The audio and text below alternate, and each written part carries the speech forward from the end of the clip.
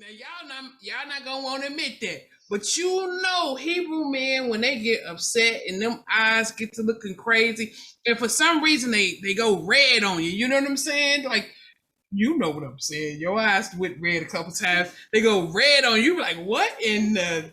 So that's what I was gonna say. So maybe I'm not the only one to get accused of this, and I ain't gonna call on nobody. But if you feel me, feel free to come to the mic and give your own testimony. But I do recognize sometimes I just be talking to my family, my children, and my wife, whatever. And sometimes they get up in arms like, So, what'd you say, I? I'm sorry, I ain't mean to interrupt. I was just gonna tell a story about this. Like, yeah, I know what you're talking about, bro. Yeah. Y'all been waiting on this collab for a long time, man.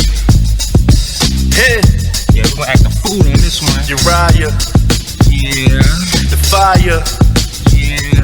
Check, cause I'm thinking of a master plan. The seed of Abraham finna jam with the mic in my hand. So I'm hopping on my camel, navigate through hot sand to take my people back to the promised land. The 400 years of captivity was meant to be for being disobedient. That's all it was, literally. But still you're ignorant. Where's your dignity? So take a walk with me so we can trace back the history. I let my father speak, keep the Ruach with me. The eagle looking at me, so I move swiftly. And I ain't tripping on the hating niggas dissing me. Got bigger fish to fry in this Babylon mystery. The passport's hitting us, All around the world. and everybody hearing us. All around the world. We here to wake people up, All around the world. and we lifting y'all's name up. All around the world. Hey, Hey DJ, turn this up. This is my favorite song. I like the way this feels. Play this joint all night long, cause I love the way them Hebrews do their thing. Oh yeah. Shalom, shalom, shalom, Shabbat shalom. Coach T, can you hear us okay so far? I know we just kind of grooving and waiting on people to get in, but might as well do a mic check.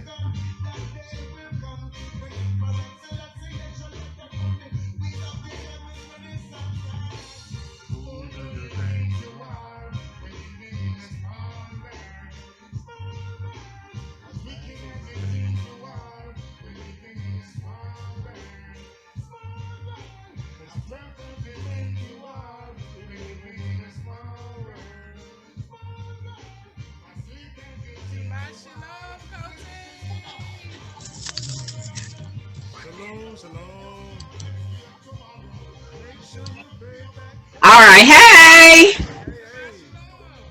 Can you hear us okay? I mean, besides the music. No, you all can't hardly hear you. Probably the music. It's last this music. Music too loud, I'm sure. Is that a little bit better so far? Oh yeah, that's a lot better. That's me over here bumping that. That's a lot better. Music in the background. Nowhere to run, that day will come. Cover my head.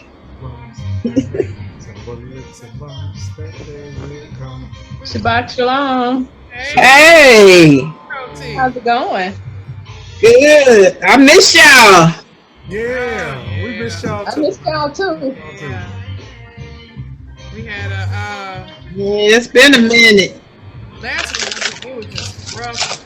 I think by the time Friday came along, both of us was just beat. I was running in right before sunset, and I knew that the time I made it in, it wasn't gonna be enough time to get everything set up to record. So I said, instead of running in and trying to under a whole bunch of stress get it all set up, let's just rest. And it was one of those weeks anyway, and I really could just use the rest. So I said, let's just go ahead and Yeah. Shabbat. Yeah. Sometimes you gotta do that. And that's what we did. We ate. I'll stop this. We ate with the children, and we talked a little bit about what the week was like and all that. And fam, I'm pretty sure about 15 to 20 minutes after dinner, I was snoring. Me too. somewhere. Like I woke up the next morning, like, oh, I went to sleep. Yeah. I had no idea. When you so tired, you go to sleep and You wake up scared. You scare yourself. I almost fell asleep. I do it all the It's time. the next morning. All the time. Yeah. Look, I was like, I hope 8:30 hurry up and come up because I'm getting a little right now. Like, whoo.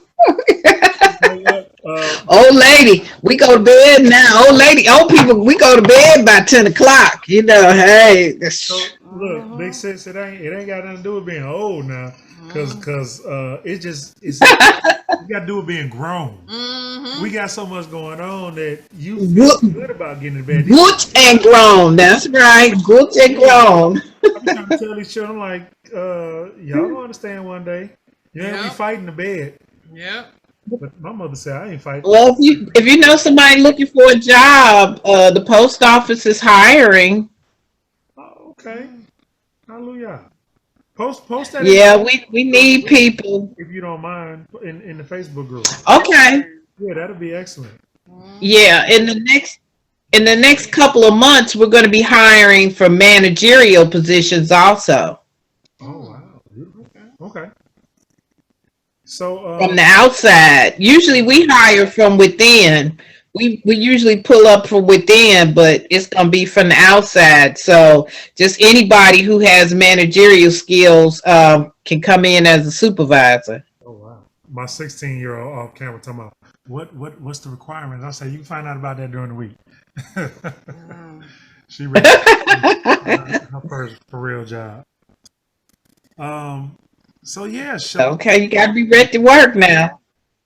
I see we got, besides Big Sis Antoinette, we got Sister Christine, Angela, Shalom, Shabbat Shalom, Koti, House of Daweed over there.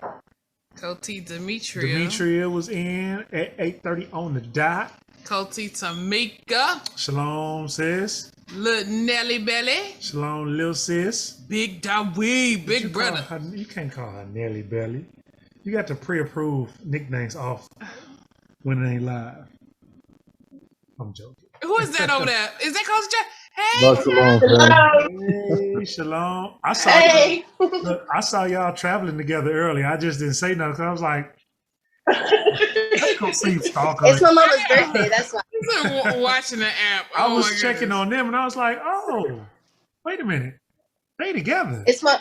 Did y'all hear it? We're going to hang out for the Shabbat. Yeah. She doesn't want me to say anything, but it's her birthday on Happy Monday. birthday to you. There you go. Oh my goodness. Happy born day. Thank you. All right, big sis. You. I know. I know you don't want to say big sis on camera, but happy birthday, big sis. What you make, 17? 17 to 18? Yeah. Okay. You say that one. Yeah, okay. That's what's up. That's what's up. Hallelujah. It look like y'all already having fun over there. I know. Koti. Yeah. Shabbat Shalom. Where's, I see Ari. Oh, okay. I was finna say y'all must have put Ari down. I know. Say something so y'all can be back on camera. Hello? Hey, who is that? I heard. Was that Ari? I heard, little mama. Was that Ari? Did Ari just say hello? Yeah, I'm sorry. She said hello. I heard hello. Oh my goodness. Hey, hello, Ari. princess. You talking now? Hey, mama. Oh. I don't know why she's doing a Godfather face. Oh. They over here missing you, Ari. I know. They all in the background like, where's she at? Did y'all hear say hello? Loud and clear. Loud and clear, sure Crystal did. clear. I don't know. She just wants to make the Godfather face. I see you. Shabbat Shalom, Koti Leslie. Shabbat Shalom, sis.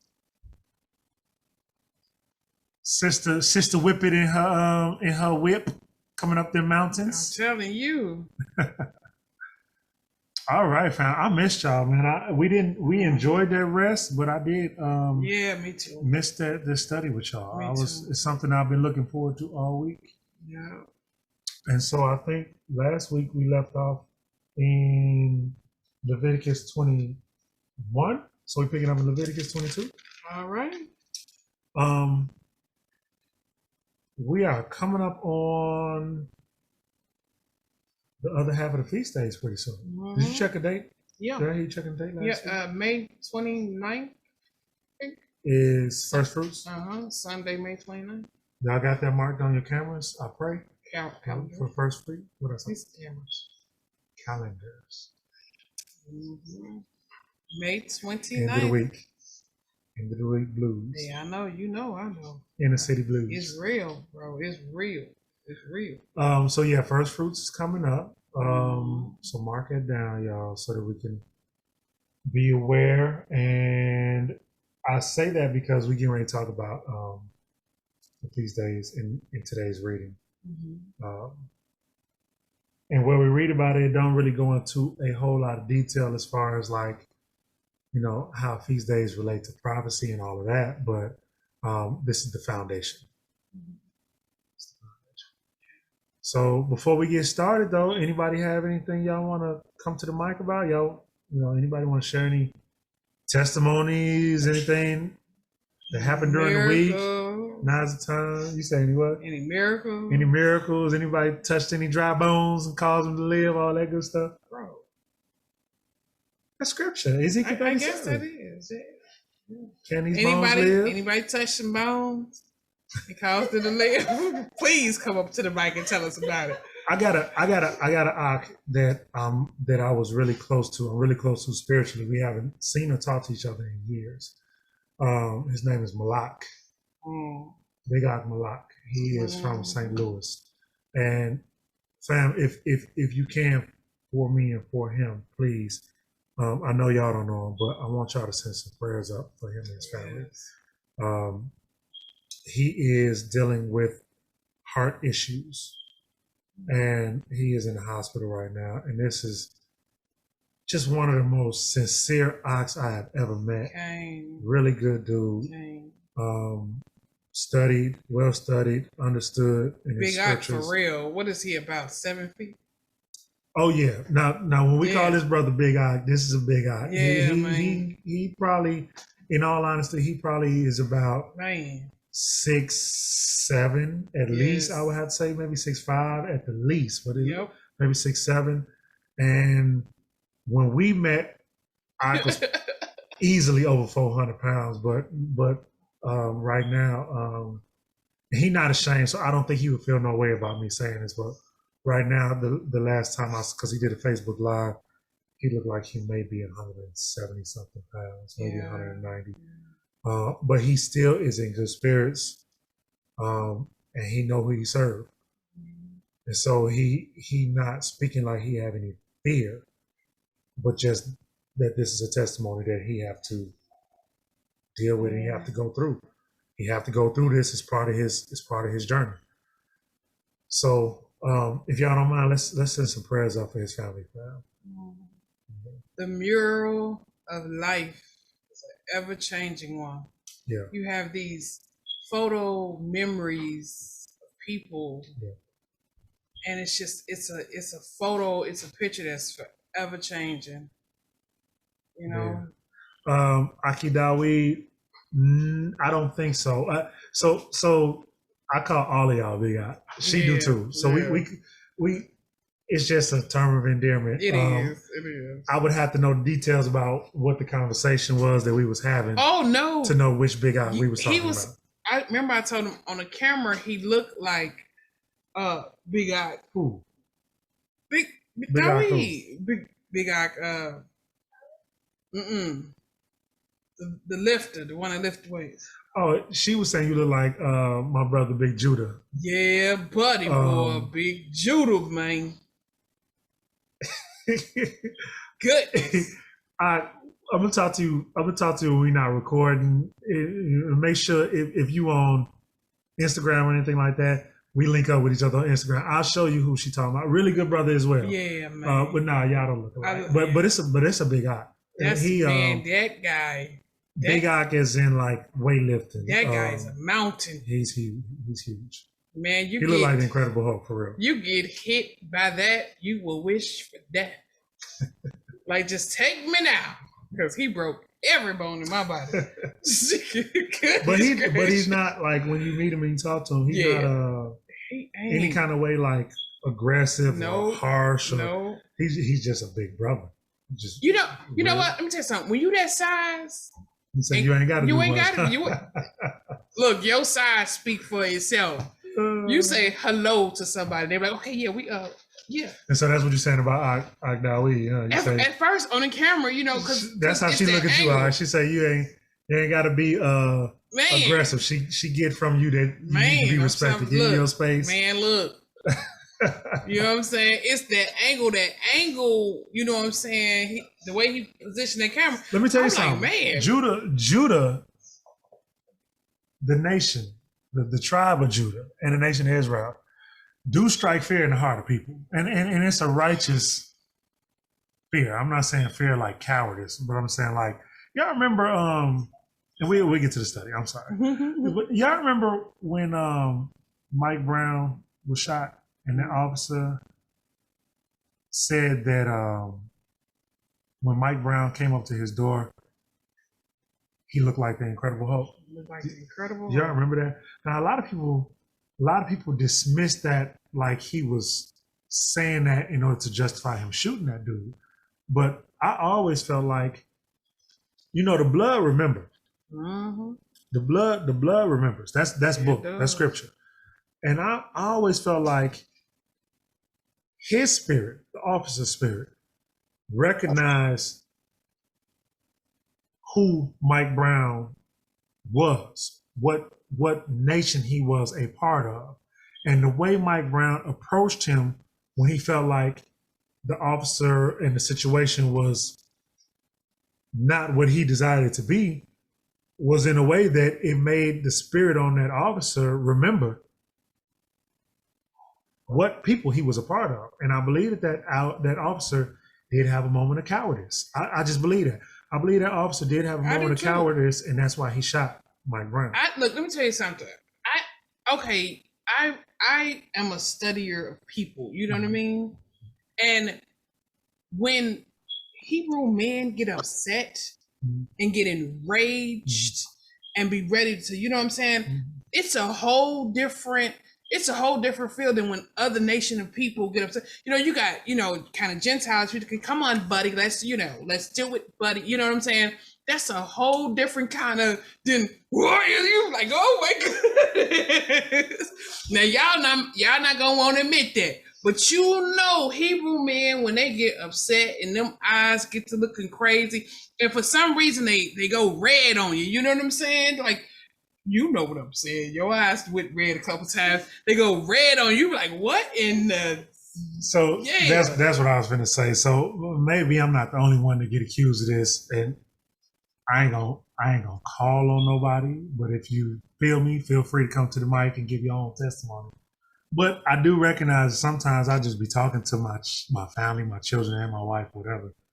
And sometimes they get up in arms like, what'd you say, I'm sorry, I didn't mean to interrupt. I was just telling a story about it. Like, yeah, I know what you're talking about, bro. I know what you mean. They be like, oh, calm down. I'm like, I'm not. I walked with it my entire life. But it was one incident where I was living in Detroit. Mm-hmm. My next door neighbor had some company come over. I guess he was visiting his son.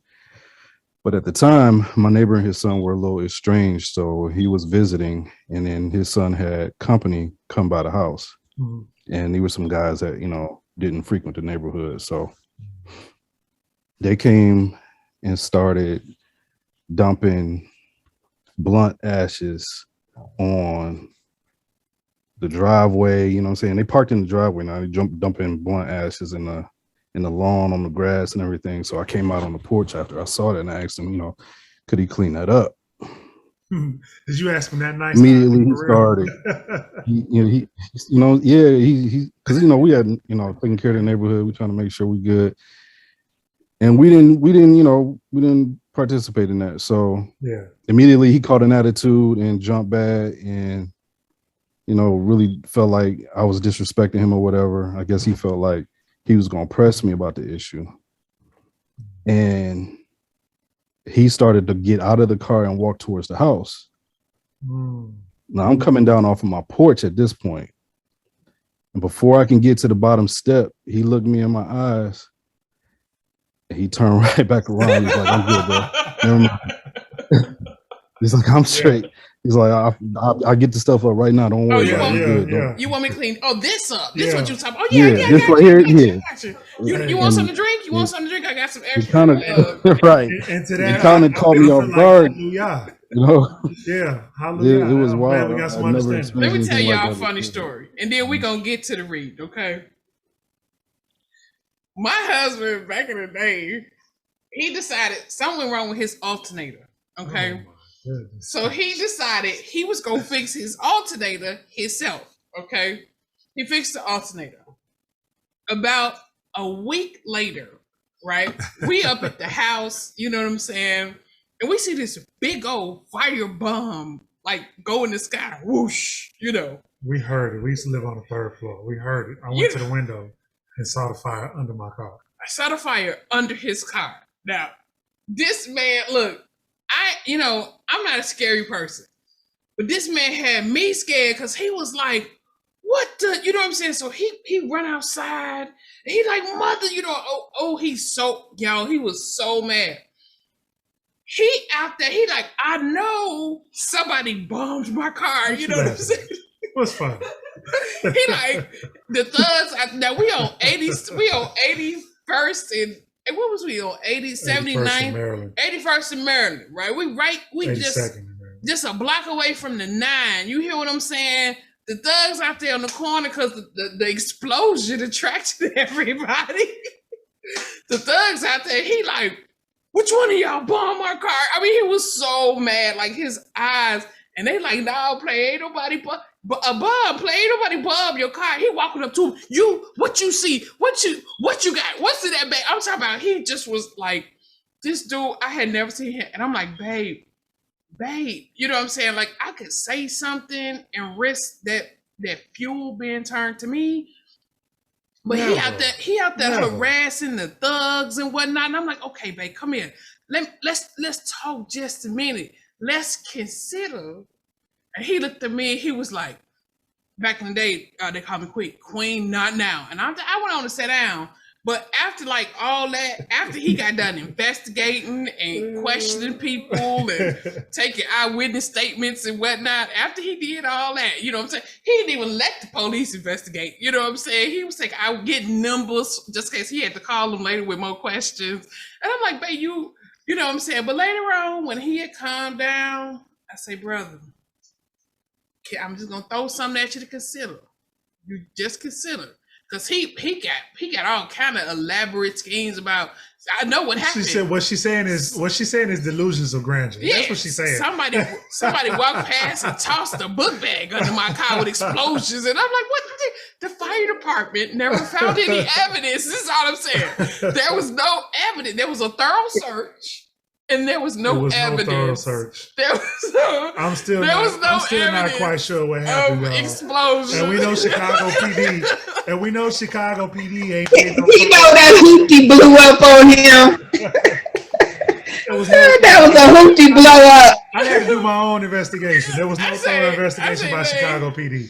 I said, he knocking on it. You got a camera in your house, people. I'm like, babe, please. So the results was inconclusive. When he finally calmed down and was able for even I to talk to him, I'm like, babe, let's just consider the fact that last week, you know what I'm saying, you did a little work on your vehicle. Now, I'm not saying, look, what I'm not saying is that you're at fault here, but what I am saying is you're not a mechanic, okay? You're good at a lot of things. I'm not gonna take that from you. You're good at a lot of things, but we might want to consider that this may have been your fault. Ooh, boy. He was not happy.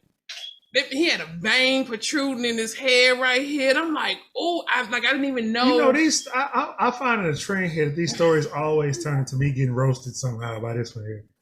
Some kind of way I want to get roasted. He had them gas lines mixed up when he put that back together. Yeah, he mixed them lines up. There's no gas lines involved with changing an alternator. There's no gas lines involved. I don't know what you did, bro, but I'm just saying. You unplug one alternator, you plug the next. It's like You unplug that light from the wall and plug the new one in. That's all it is. What's the likelihood that some mystery man came by with thousands of dollars worth of explosives just to blow up your car without you being in it? Just a regular. He just wanted to blow up your. It wasn't a nice car. It was just. It was a car. You know what I'm saying? It was a nice car to me. No, in all honesty, fam. Yeah, that's more than likely. It was a bad alternator. Simple as that. But yeah, it was a bad alternator. Not the person that put the alternator. It was the alternator. It was a bad alternator. But I was hot. Yeah, well, she right. Well, I do have something to share. When you mentioned about the bones knowing. Okay. So I was talking to one of my friends. Me and him talk about the word a lot. So we were talking about Leviticus and, the things that we're supposed to eat and what we aren't supposed to eat, So he was asking me, he was like, well, why? Why? Yeah. Besides the fact that, Yah telling you, like, why? Why does, he says, so I said, you know what? I'm going to ask that question, right? So I was sitting here in bed on Monday, and the word just came to me, was like, you know what? Open up your Bible and turn to Genesis. Okay. Turn to Genesis. And I was like, I had that Abraham symptom going on at first, because I was like, why I gotta turn to Genesis? Like, I already did Genesis, when we first started or whatever, and I was paying attention, so why I gotta go there? Turn to Genesis after going back and forth, and I turned to Abraham. So not only do I know that I got the Abraham syndrome, because I'm sitting up here arguing with the man like Yeah. But I read about the portion where he was telling Abraham that the covenant is basically in our DNA now. This covenant is forever. So we are a set apart people. So no matter what everybody is doing, this is how you have to live, because you are set apart. Yeah. I don't care what Ishmael and his people is doing. That ain't got nothing to do with y'all. Yeah. So once I read that, it was just like everything started clicking to me. And then I'm like, so the bones really do know, because for Hebrews, we have a thirst for trying to get closer to the Most High. Out of all the people on the planet, we have this thirst. Right. Then on top of that, things like hats. Why are we so obsessed with hats? Head coverings. Like, it's even in the Christian church, you know what I mean? Like, they are so obsessed with head coverings. Like, and I was just sitting up, like, little things that we do that we always say, oh, that's Black people. That's Black people. But it's no, our bones are really reaching out for y'all. Like, this is where I'm supposed to be. I know where I'm supposed to be. We just haven't been getting fed. So when we went over that scripture, he was like, yeah. He like, so basically the covenant was made into our DNA. It wasn't, like he made covenant with Ishmael and for his people or whatever, but it was never for their body, for everlasting. This covenant, he said, this covenant with your bloodline is forever. This is it. It's going to be passed down from the generations to the generations. So yeah, the covenant was, it was in our DNA. Mm-hmm. So yeah, I thought that was pretty cool that I got that answer, even though y'all had brushed us off last week. So that was going to be my question. But y'all went ahead and let me. There you go. Throw salt in the wound. Throw salt in the wound. I feel horrible now. Oh my goodness. You know what you said made me think of this what Paul wrote in Romans. I had to look it up. I wasn't sure where it was. But in Romans 10 and 2, and this is the writings of Paul or Shaul. Romans 10 and 2 says, "For I bear them witness that they have," and I'm reading the scripture, so it says, "and adore for Elohim," but in the KJV it says they have zeal. So they're zealous. So it says that they have a zeal for Elohim, but not according to knowledge. For not knowing the righteousness of Elohim and seeking to establish their own righteousness, they did not subject themselves to the righteousness of Elohim. So, I mean, as you were saying, I'm like, yeah, that's, you know, the seeking to wear the head coverings without an understanding of the head coverings, seeking to wear garments that make us feel like we're walking closer with Yah without understanding. How we clean our food, how we clean our house. Some stuff we do automatically. Yeah. I mean, like, if you look at it, it's like everything, like, you know, we don't know why. We just been saying, oh, this is a black thing. I mean, even to the way we name our kids and you know, and everything. It's like, but when I read that, it was just like everything opened up. I'm like, because you know, black people put a Yah at the end of anything. You know, you got Takaya, you know, Benaya, Takesha Yah, you know what I'm saying? They'll put a Yah at the end. You know what I'm saying? I hate to say this because this is a really good friend I play. They don't never watch this, but they will. Alizaya. Yeah. You're like, did you put Yah at the end of Alizaya player? My goodness. Yes, it's like like you guys were saying earlier, like our bones literally, our bones know. It's knows. And you notice a lot. There are a few, but most black people, when they get their food, they want it well done. Mm-hmm. Yes, ma'am. You know, we don't like no burger with no pink burgers. Nope. You lost your mic. You lost your mic, big sis. We couldn't hear you. Last thing we heard was we don't like pink burgers.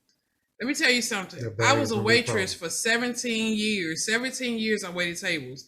And I never, ever had to ask a black person how they wanted their steak or their burger. And if you ran into a black person that did want their steak or burger medium or medium rare, anything like that, is because somewhere in their past they dealt with Gentiles. Like my mother for a while grew up in a what's the word for it, where you said like a boarding school. It was boarding school. And in the boarding school, she was in school with a lot of different nationalities of children, most of which were Gentiles, and it was during the 60s, so y'all know what all that entails. But before my mother came to the realization that we have to keep the dietary law, she wanted her steak medium rare all the time. Raw. And because that was my mother, when I started going into the culinary field, I would then eat my steak medium, not medium rare. That was too rare. But I would eat it medium to medium well, which is still going to be somewhat pink in the middle. But I found that just in talking to people, if you find a black person that does that, somewhere along the line is because they got it from some Gentiles somewhere. It's not something that we normally do. Not me. I want to eat no blood, Jack. If I cut into it and it's bleeding, it's going back. When I used to work on the line at Medici in Hyde Park, we did tuna steak sandwiches. The tuna steak, in order for a tuna steak to be made, with my air quotes, correctly, it's going to be seared on the outside and the inside is going to be red. We went to a restaurant last week and I got tuna steak tacos and I wasn't thinking. And they brought those tuna steak tacos to me and the inside was red. And I was like, oh, I'm sorry. My fault. I should have told you because I knew better.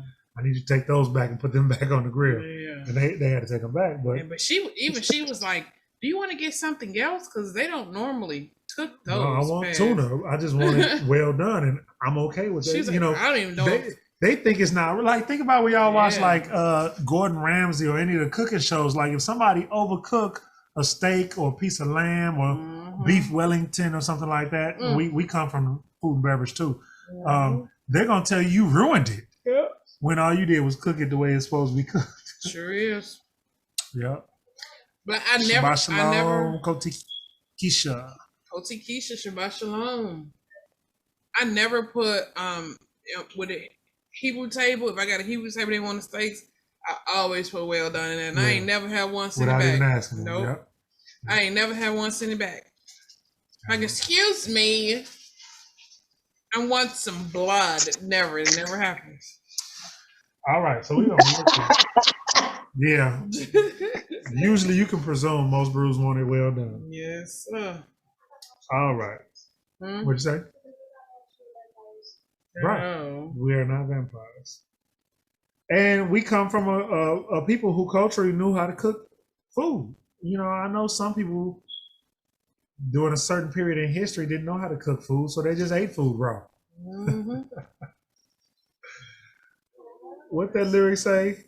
Who barely could, who ate raw meat and barely could light fire? Was that Killer Mike? Look, I just couldn't wait till the fire get lit. Just beat into it. Dang.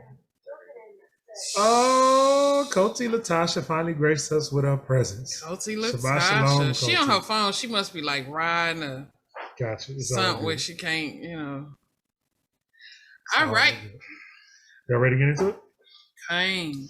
This is a test, y'all. This is a test real quick. So who reading first this time? Maybe I think it's your turn to go. Oh, look at you. Look at you. You can't warn me it's coming. All right, so we are picking up in Leviticus 22, going 22 through 24. Okay. Okay, Leviticus 22. And it says, And Yahuwah spoke to Moshe, saying, Speak to Aharon and his sons, that they separate themselves from the set-apart offerings of the children of Israel, and that they do not profane my set-apart name in what they set apart to me. I am Yahuwah. Say to them, any man of all your offspring throughout your generations, that means forever, who draws near the set-apart offerings, which the children of Israel or Yasharal set apart to Yahuwah, while he has uncleanness upon him, that being shall be cut off from before me. I am Yahuwah. Real quick,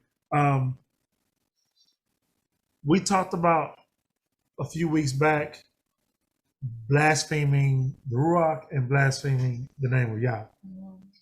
That is not very dissimilar to this word where he says profane my set apart name. It's not all that dissimilar. And so if we pay attention to what he's saying, he considers to be a profanity to his name. In other words, here he's saying someone who approaches what is set apart, unclean, is profaning his name. That is a direct spit in his face, is what he's saying. I'm going to have to cut you off for that. You're supposed to know better. Ties into what you were saying, the brother asked you about, Akoti Tamika, as far as why. Why do we need to eat this? And he's saying this is clean and that's unclean. Why are we not supposed to eat unclean? Well, he says he is so set apart that if we eat or touch any of these things in column B, column A is the clean, column B is the unclean and the defiled. If you eat or touch anything from column B, you can't be around me. That's what he said. Let's clear something up real good, because we had a Koti early on in the week that wanted to know, she cooks and she touches blood. So she wants to know if blood itself was unclean. So I was explaining to her that blood isn't unclean, but he was telling us not to eat it because the life of anything. Okay, let's be clear. Blood is unclean. Blood is unclean? Blood is unclean according to Torah. For you to touch blood, you are now unclean.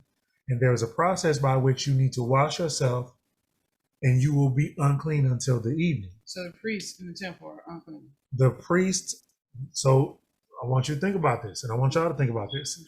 When we read about the procedures of them slaughtering those animals, I tried to point out to y'all for your, didn't I tell y'all do this? It's both of you. So one of you remove yourself from the other. I'm not gonna keep talking to you on camera. Dang. Thank you. Okay, I apologize. So I was trying to point out as we were reading through it, we were talking about the priests having to sacrifice for themselves, for their family, and for the nation. And if you go back to those videos or just go back to it in your reading, the priest had to sacrifice and go outside of the camp, remove the garments that he sacrificed in, bathe himself, put on clean garments, and then come back inside of the camp. So that the uncleanness was outside of the camp, and so the inside of that circle would not be defiled. Wait a minute. So they're not sacrificing the animals there at the temple? Yes. Some those animals were sometimes sacrificed there at the basin. Mm-hmm. But the remains, they had to discard certain things from the sacrifice, and the person who did the sacrificing had to go outside of the camp, take those remains. Remember, we talked about the entrails and the dung and how they had to go outside of the camp and then take off all of those clothes that they did the sacrificing in, put on, bathe themselves, put on clean clothes, and then come back inside the temple. Why? Because they were unclean. So if you go back on your own time, just go back and reread through that. It is very clear that it is not a sin to touch that blood, but it does make you unclean. It's similar to when we were talking about a woman in her monthly cycle. It is unclean. It's not a sin, but it is unclean. And so a woman during her time of the month cannot come close to the temple. You understand what I'm saying? Why? Because you're unclean. And anything having to do with that temple must be strictly set apart, must be strictly clean and purified.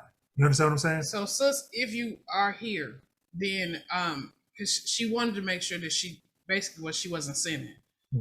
So that blood. I think I was the one that told you. I think I talked to you in the chat room. In the chat room. No, I didn't see the conversation. I it was in the text. Yeah, okay. It was our group chat. Yeah. Okay. So blood is not a sin. No, it's not a sin. But it is unclean. You still should wash, your hands and bathe when you get home and change out of the clothes. She cooks for a living? I think that's what she said. Okay, so it's something where she she's a phlebotomist. Which is what? For us that don't know, sis. Which is somebody who does nothing but draw blood. So that's all she does. That's all she's around. Gotcha. Okay, so that's your job. Like I say, we were in food and beverage. So I was a chef and a cook at multiple different levels in the kitchen. I touched blood every day when I did that. It's not a sin, but you are unclean, and the procedure is that you need to wash your hands at least while you're there, but then when you go home, you need to completely bathe, and especially going into the Shabbat. You need to make sure that you get bathed before sundown on Shabbat, and now you're clean, and you have what Scripture will call consecrated yourself. You've now cleansed yourself ceremonially for the Shabbat. And these priests had to be ceremonially consecrated for the temple. And anything that had to do with the temple had to be consecrated. It could not be, I hate to use the word defiled. I'm trying to think of a different word, but it couldn't have blood, around it, or any kind of uncleanness. So again, the blood is unclean, is not a sin. Okay. So, and what I was saying, sis, Tamika, is the way that ties into the clean and unclean foods is if y'all is saying, in order for me to be close to you, so if I'm making my presence dwell at the temple, and I'm telling you that to touch this, to eat that, to touch this, you can clean, and once you clean at sundown, you good. But to eat this, you now you got this on the inside of you, and you're now unclean. I cannot be with you, and you can't be with me. We can't be in each other's presence. Then that's the other reason why he said, don't eat those things in column B and only eat those things in column A, because then you cannot. Yeah, now I had explained, we had already discussed that issue because, that wasn't good enough. I was, yeah, that wasn't good enough because I was explaining about, how he cannot dwell in anything unclean, period. Like, you know what I mean? Yeah. But, like I said, I get a lot of questions because I'm doing a dramatic turnaround, you know what I mean? So it's just like everybody is coming for me now. Like, well, why are you doing this? Or why are you doing that? And so you think of it as you being a light. Says not don't think of it as they coming for you, which I know it could feel like that, but y'all willing through you doing what you're doing and explaining it. They coming for me. Listen, I'm in a cult and everything now. So I got you. Coach Tarisha want to know, what about mushrooms? I've heard that asked a couple of times. I don't read anywhere where mushrooms are unclean. Yes. We don't read anywhere, sis. We have gotten into discussions with people, and we asked for scripture and verse. And they never could produce a scripture and verse outside of, they say, well, you're supposed to eat whatever grows its own seeds. I don't want to come in here with oh yeah. And mushrooms have spores, so that's like their seed. Yeah, and so they, it's a thing in which, I mean, Abiyah was very clear about what we absolutely cannot eat. Right. So I mean, I don't know, like, you really have to pray on that, and just actually have to put it on your heart if it's okay or not. Like us, we eat mushrooms. Like we grow our own mushrooms, and it's one of the things in which we pray and ask Abiyah that if we're doing something wrong, that He show us. And we haven't had any punishment, and He don't have a problem showing us when we do something wrong. I mean, instantly, like we do something and we don't know. Sometimes we do it and we know we should have did it. It's instant repercussion. And sometimes we do something we didn't know it. We thought maybe it could have been, we didn't know for sure. Instant, like, it's like an instant. That's not it. Once you know what Yah's presence feel like, and once you know, what a spanking feel like. Yeah. Once you get used to, I'm in harmony with the Father feeling, when something go wrong and mess it up. I mean, you can tell instantly. Something. Okay, I did something. I should have done it. And that's a good topic of discussion, actually, because that's one of the ways that we learn to start listening to the Most High's voice is when something is off in your life, when things ain't going well or right. Sometimes they testimonies and trials, and it's like what people always say when they refer to Job, that you're just being tested. But sometimes it's punishment, right? So like we can't always assume, thank you, that it's just a test. Sometimes we got to ask Yah what He trying to tell us, what we're doing wrong, or what aren't we doing that He wants us to do. So just good questions to go to the Father about in our prayer and in our personal meditation. When you go to your own personal prayer closet. I just realized we actually got two Keishas in the room. So do both of y'all pronounce your names the same way? Is it Keisha and Keisha?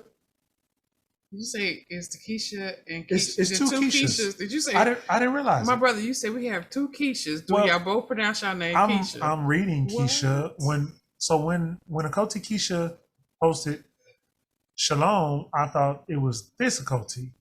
And then I just realized that it's this Akoti. So you thought that Keisha was that Keisha? But you wanted to know if they pronounce their name Keisha any different than Keisha?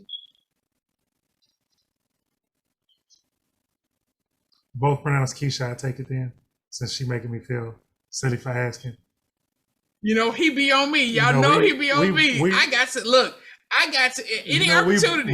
We Bruce fan. We know sometimes these names be pronounced Kaisha. Other ways. How do you pronounce your name? Kesha. Okay, so it's me. All right, good deal. All right, picking up. Okay. Verse 4. Any man of the offspring of Aharon who is a leper or has a discharge does not eat of the set apart offerings until he is clean. And whoever touches what is rendered unclean by a being, or a man who has had an emission of semen, or a man who touches any swarming creature by which he would be made unclean, or any being by whom he will become unclean, even any of his uncleanness. The being who has touched it shall be unclean until evening, and does not eat of the set apart offering, but shall bathe his body in water. So again, that's just emphasizing the very same thing we were talking about. It's not saying that he sinned, but it is saying that he's unclean, and therefore because of that, he cannot partake of that meal that it was consecrated to Yahuwah until he is clean. That's all it's saying. Verse 7. And when the sun goes down, he shall, oh my. Uh-oh. Okay, I'm not going to dwell on it. But anyway, I'm going to go back to 6, though, just for emphasis. The being who has touched it shall be unclean until evening, and does not eat the set apart offering, but shall bathe his body in water. And when the sun goes down, he shall be clean. What is that? Why do you think that is? Do you think it's something mystical about the sun, or do you think it's just because it's a new day? I believe it's because it's a new day. So the sun setting on this day begins the cycle. That's what this is one of those scriptures that confirms what I believe we're seeing as far as sunset beginning a new cycle. So afterwards, eat the set apart offering because it is his food. So if the priest, just want to clarify that, if the priest had touched something unclean during the day and there was an offering brought to the priests and it has been set apart at the temple for the priest. So remember, during all that we read about the offering, there was a ascending offering that was to be wholly consumed by fire. That was completely dedicated to Yahuwah. Then there was the portion that was for the priest. You're gonna realize later on that was actually the tithes and are y'all causing them to do that? That was actually the tithes and the offering. And there was a portion that they would eat. And so that was set apart. And so what this is saying is that if that priest had touched or did something that caused him to be unclean, he couldn't partake of it because he was unclean. But as long as he bathed when the sun set, he would be considered clean. And so it said very specifically, once sun go down, go ahead and eat, brother. You clean. They always say, Coach Natasha had her hand raised. Go ahead, Coach. Shalom. Yah bless. Hope you had a great week. Shalom. Hey, girl. I did. Hey. Hey. All I was going to say was, you say you don't want to dwell on it, but I'm going to dwell on it because you're going to get us kicked out. Hold on. I would go there. It's all good. Go ahead. No, because I don't understand how it's so many scriptures that proves and that shows exactly when the day starts, and not daylight, but the day. Yeah. And they still go against you. And even with someone that I'm friends with now, she's her husband, they do Shabbat just Saturday. So they do 12-hour day. That's it. Yeah. Which is understandable. I mean, they do use this day as a prep day, and then they use 12-hour day Saturday. So I'm trying to ask her, like, show me scripture where it says that. And he went back to Genesis where he said, and I'm like, did you read the bottom part where it said, and then it was evening, then it was morning? He like, no, but that's not what that means. Okay, but did you read the bottom where it said, then it was evening, then it was morning? I'm not talking about daylight. I'm talking about day. So I understand you don't want to dwell on it, but at some point it has to be discussed. It has to, because he went right back to Genesis, and I'm like, did you read the end? Did you read the ending? Because he only read like that one portion. And I'm like, no, you see, people skip certain scriptures because they don't want to like be proven wrong, or they don't want to correct themselves. Yeah. So if you don't want to correct yourself, you're just going to keep saying other things. I'm dealing. We actually know a lot of people that do sunrise Shabbats, and sunrise is when the day begins. And like I say, it's no love lost, but yeah, they have a list of scriptures that they believe proves what they believe they see. And we had a interesting conversation about it at one point, and in that conversation, I was like, okay, so some of these things I see is just that we looking at the same, because like I see the same scripture, and I see that scripture as verifying that sunset, twilight is the ending of a day's cycle. But you're looking at the same scripture and seeing that it's not ending, and it's the way they're looking at it. And I'm not sure, sis, if it's like maybe the person that brought it to them, and maybe there's I don't know what it is, sis. I don't know what it is, but it is it's a prevalent theory or doctrine or thesis, whatever you want to call it.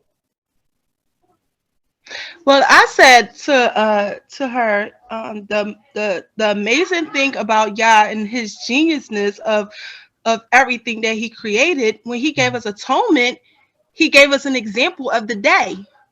So if that's our example, because he knew, I believe, like, in my mind, Yah knows, like, these idiots.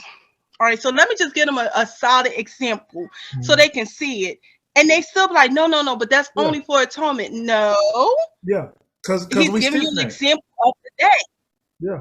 Yeah. We're people. And so you like us believe that he gave us that as a rule. They believe he gave us that because it's the exception. And so, like I say, we'll look at the same scripture, and we'll say, oh, here it is. He confirmed it. And they're looking at that same scripture saying, oh, he showed us that because this is the one that's different. There's a scripture in, I want to say Matthew, where they have the Messiah, the day that the Messiah healed the man during the Shabbat, and the scribes and the Pharisees got on him. They said that everybody else saw that he healed the man, but they waited to after dark. They waited to sundown to go to him, so that they wouldn't get none of that scribes and Pharisee beef. Yeah. So that it wouldn't be said that they was trying to get healed on the Shabbat. Yeah. So they waited till the sun went down. Then they all came like, "Can you heal us? Can you heal us?" Yeah, and that's the repetitive. So and I'm not saying they're not. So I look for patterns, because I enjoyed seeing patterns, like in school, like during math and stuff like that. And so all of these laws that we're reading about, we see the pattern that if there's something that transpired during the day, if you're trying to get back clean, then there's something you do and you're back clean at sunset. And so we see that pattern over and over. That lets us know that, and that's why we use the Shabbat as one of the greater examples, not greater, but one of the big examples of the day cycle, because Scripture clearly says if you unclean, that you have to bathe and you be clean at sunset. So if I bathe and I'm clean at sunset Friday, that begins the Shabbat. But by what other people believe, I could then do something to cause myself to be unclean again after sunset Friday because it's not the Shabbat. And my question is, okay, so then if I do something to cause myself to be unclean after sundown Friday, when can I bathe, wash myself in water to be ceremonially clean, consecrated for the Shabbat? If this you told need us, another sundown. If this told us you won't be clean till sundown. Till sundown. So now if I've committed, if I've done something, touched something that made me unclean after sundown Friday, I do not have another sundown cycle to get back ceremonially clean. And so to me, it's just. And that's the danger in that teaching, because if you're teaching people that you still got Friday night to do to cook. So let's say you working with blood, you cooking after the sun go down, you cooking beef Wellington, and you didn't, okay, what black people do? A roast, you didn't put your roast on, and you didn't clean the blood and everything, and you doing that after the sun go down on Friday. So when are you clean from that blood, from dealing with that blood and from dealing with that, carcass before the, Nell got a question, bro. Oh yeah, and now you can go. But even with the Messiah, when after he took his last breath during the twilight, almost during that twilight time, and they was like rushing to bury him before sunset because they knew it was a high Sabbath, and they wanted to be clean for the high Sabbath so they wouldn't be unclean until the following evening. So I'm thinking in my head, like, when y'all read that and they say that they had to bury the Messiah before sunset, don't you understand, like, they had to be clean before the next day? That's when they day started. That's when they Sabbath started. So I don't know, like, when people read, if they skipping it, or if you just not trying to be open to what he's telling you. Now because that's just like the best example. We learned in, I don't know if it was the Dead Sea Scrolls or no, Josiah, no, come on, Josephus, flavorless. We learned from him that our people picked that up in Babylon. That's one of the things, we got from Babylon. Ain't that what we doing? Did they pick what up in Babylon? The day were, well, I'm not saying that people who, the sun worship or but in Babylon, Babylon was real big about honoring the sun and okay. Doing, what I'm saying, like the sun worship service. And so, how you had the churches that you have to have a sunrise service and everything. Babylon was real big about that. In Babylon, like if you wasn't up paying homage to the sun, you were using trouble. That's a discussion, y'all. I mean, I'm glad we did all of the videos about the calendar, because I think we touched on all of those things between all those different videos we did. I pray it's clear. If it's not, we can. No, we did it already. I apologize. We did a video on when a day begins, just kind of explaining why we see what we think we see. So check it out, y'all. If y'all still got a question on it, go ahead. Janelle, what you got? Actually, Ruby, you just said it. What I was going to say, but I was going to say something important that anybody should bring up if they are trying to explain the difference between when the day starts, whether it's morning or night, is the fact that there is a lot of sun worship in our current culture, and it's like that on purpose, because I don't know what his name is, Constantinople, whatever his name is. Yeah. Back in the day when yeah. So like I feel like that piece of history is something that's important to bring up when you are explaining to somebody who is trying to justify that our day starts at the beginning, like when the sun rises, because you know a lot of our current culture goes back to those changes that were made a few centuries ago. That's a good point. And a lot of it, yeah, and a lot of it is sun worship. Like the fact that our first day that of the week is Sunday. Yep. It's not food day. It's not turkey day. It's not none of that. It's Sunday. You know what I mean? Like Abiyah said, first day, day one. Right. It ain't first day. You actually put and then, the sun on that day. Yeah. So I was just, and then also, what is it? An Exodus? I think it was Exodus. You know, when they made that calf because they couldn't be patient with Moses going up into the mountains, and they were like, oh, let's do things like how we did it back in with the land of the Egyptians and their gods and whatnot. The fact that they were so comfortable with going back to that is because that's what they were used to. And I think anybody who is using the argument that the morning starts or like the day starts in the morning, and it's important to bring up as well, like you feel this is natural because you were trained that this is natural. Like that's how your culture is. Like the culture that you were raised in, that's how it is. And you don't want to get too comfortable with that because you could get lit on fire like yours to kids. That's true. You could get lit on fire. That's true. There is because a lot of the conversations that we have about that now with people that we know, like Latasha said, you know, these are people that she knows. I try to deal with it as lovingly as possible. And sometimes I realize that to go too hard would cause people to shut down. Yeah. And so what I tend to do is, as I'm listening, I pose questions for them to consider and see if they see in scripture what I think I see, and allow Yah to give it to them.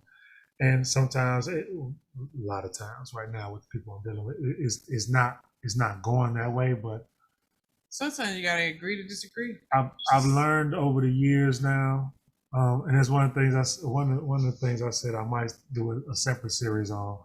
It's been that we've been walking this out now for some years. I ain't saying that we've been walking out longer than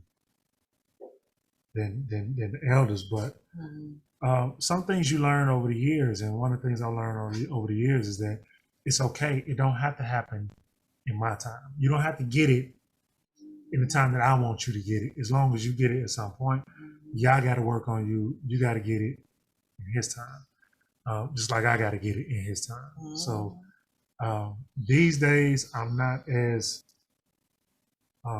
headstrong as we used to be when we first came into the truth, about feeling like somebody got to agree with us right now, like in this conversation before we leave this room. You must see what I'm trying to. We just planting seeds. You know what I mean? I seen somebody posted on Facebook early in the week. It was a young lady. She said one of the things she's thankful about now is that she's learned patience and understanding with the longer she's walked in the walk. And you get to a point where you understand that your job is simply to plant the seeds. It's Yah's job, the Ruach's job, to water them. And so if you plant them and trying to water, you're doing too much. All you got to do is plant the seeds. That's your job. You're a sower. Yeah. You know what I'm saying? You just sow the seeds and then let Abiyah take them from there. Because like you say, it's the parable of the sower. Some seeds gonna fall on different soil. You have no idea what the soil is like that you sowing them seeds in. Only Yah knows. So your job is to sow them. No matter what kind of soil it is, you sow the seeds. And then you let Abiyah take it from there. And you have peace. You have shalom. Oh, it's easier to have shalom like that. Oh yeah, because you're not bickering and arguing with people all the time. You know. Yeah. Okay. So I'm gonna pick back up in 7. It says, "And when the sun goes down, he shall be clean, and afterwards eat the set apart offering, because it is his food. He does not eat that which dies or is torn by beasts, becoming unclean by it. I am Yahuwah. And they shall guard my charge, lest they bear sin for it and die thereby, when they profane it. I, Yahuwah, set them," he's talking about the priest, "apart. And no stranger eats the set apart offering. A sojourner with the priest or a hired servant does not eat the set apart offering." So we're talking about something that's specifically for the priest. "But when the priest buys a being with his silver, he does eat of it. And one who is born in his house does eat his food. And when a priest's daughter is married to a stranger, she does not eat of the set apart offering. But when a priest's daughter is a widow or put away and has no child and has returned to her father's house, as in her youth, she does eat her father's food, but no stranger eats of it." What do you get from that?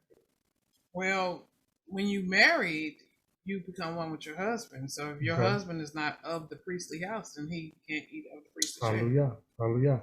But if you're not married, or if she was a widow and is returning to her father's house and has not had a child with that stranger, she can still partake of, because she's still considered part of that household. Right. Because her father is now back being her covering. Hallelujah. Okay. But when read that. 14. "And when a man eats the set apart offering by mistake, then he shall give a set apart offering to the priest and add 1/5 to it. And let the priest not profane the set apart offering of the children of Israel, which they lift up to Yahuwah, or allow them to bear the crookedness of trespass when they eat their set apart offering. For I am Yahuwah who sets them apart." And Yahuwah spoke to Moshe, saying, "Speak to Aaron and his sons and to all the children of Israel, and say to them, any man of the house of Israel or of the strangers in Israel who brings his offering for any of his vows or for any of his voluntary offerings, which they bring to Yahuwah as an ascending offering for your acceptance, is a male, a perfect one, from the cattle, from the sheep, or from the goats. Whatever has a defect you do not bring, for it is not acceptable for you. And when a man brings a slaughtering of peace offerings to Yahuwah to complete a vow or a voluntary offering from the cattle or the sheep, it is to be perfect, to be accepted. Let there be no defect in it. So that's saying, like, if someone has taken the vow of the Nazarite, where they don't drink any alcohol or strong drink and don't let a razor touch their head, when they've taken that vow, in these days usually is for a set amount of years. Mm-hmm. At the end of those years, in order to cleanse yourself and cut your hair and restart your vow, you had to bring an offering. So even that offering, this is what it said. It had to be acceptable in this manner. No defect. 22. And we see that happen with Paul. We talked about that before. When they asked Paul, was he teaching against Torah? He said, man, it's been said you're teaching against Torah. And Paul was like, I did no such thing. He's like, okay, got you. We didn't think so. But so that we appease those people, we got some brothers that's on the way here to take a vow because they're ending to be cleansed because they're ending their Nazarite vow. You go with them as you wrapping up your vow, and you pay for them and their offerings, and everybody will know that you still believe in and understand and uphold Torah, because that was the Torah. So that's a reference to this. So now you know Paul was a Nazarite. Yes, Paul had taken a vow. He probably had locks or some braids or something, ponytail or something. Whatever it was, there was no razor touching his head for a certain amount of time, because they told him this is what he needed to do as he cleansed himself at the end of that vow. Okay, 22. Go ahead. I heard somebody mic open up. Who's that? Oh no, I was gonna say, what Paul y'all looking at? He didn't have locks. He had short blonde hair, and it was slick. What movie y'all was looking at? That's the Paul they opened out. They laid our book open and put the images in. Oh my goodness! Hey, the funniest thing is Samson. Whenever you see them do Samson, and the scripture say Samson has 7 locks. 7 locks, player. So that means he had them Bob Marleys jumping off, right? And whenever you see them do Samson, Samson got that blonde, thin. I'm like, who in the hell? Where them 7 locks at? Nari, what you got?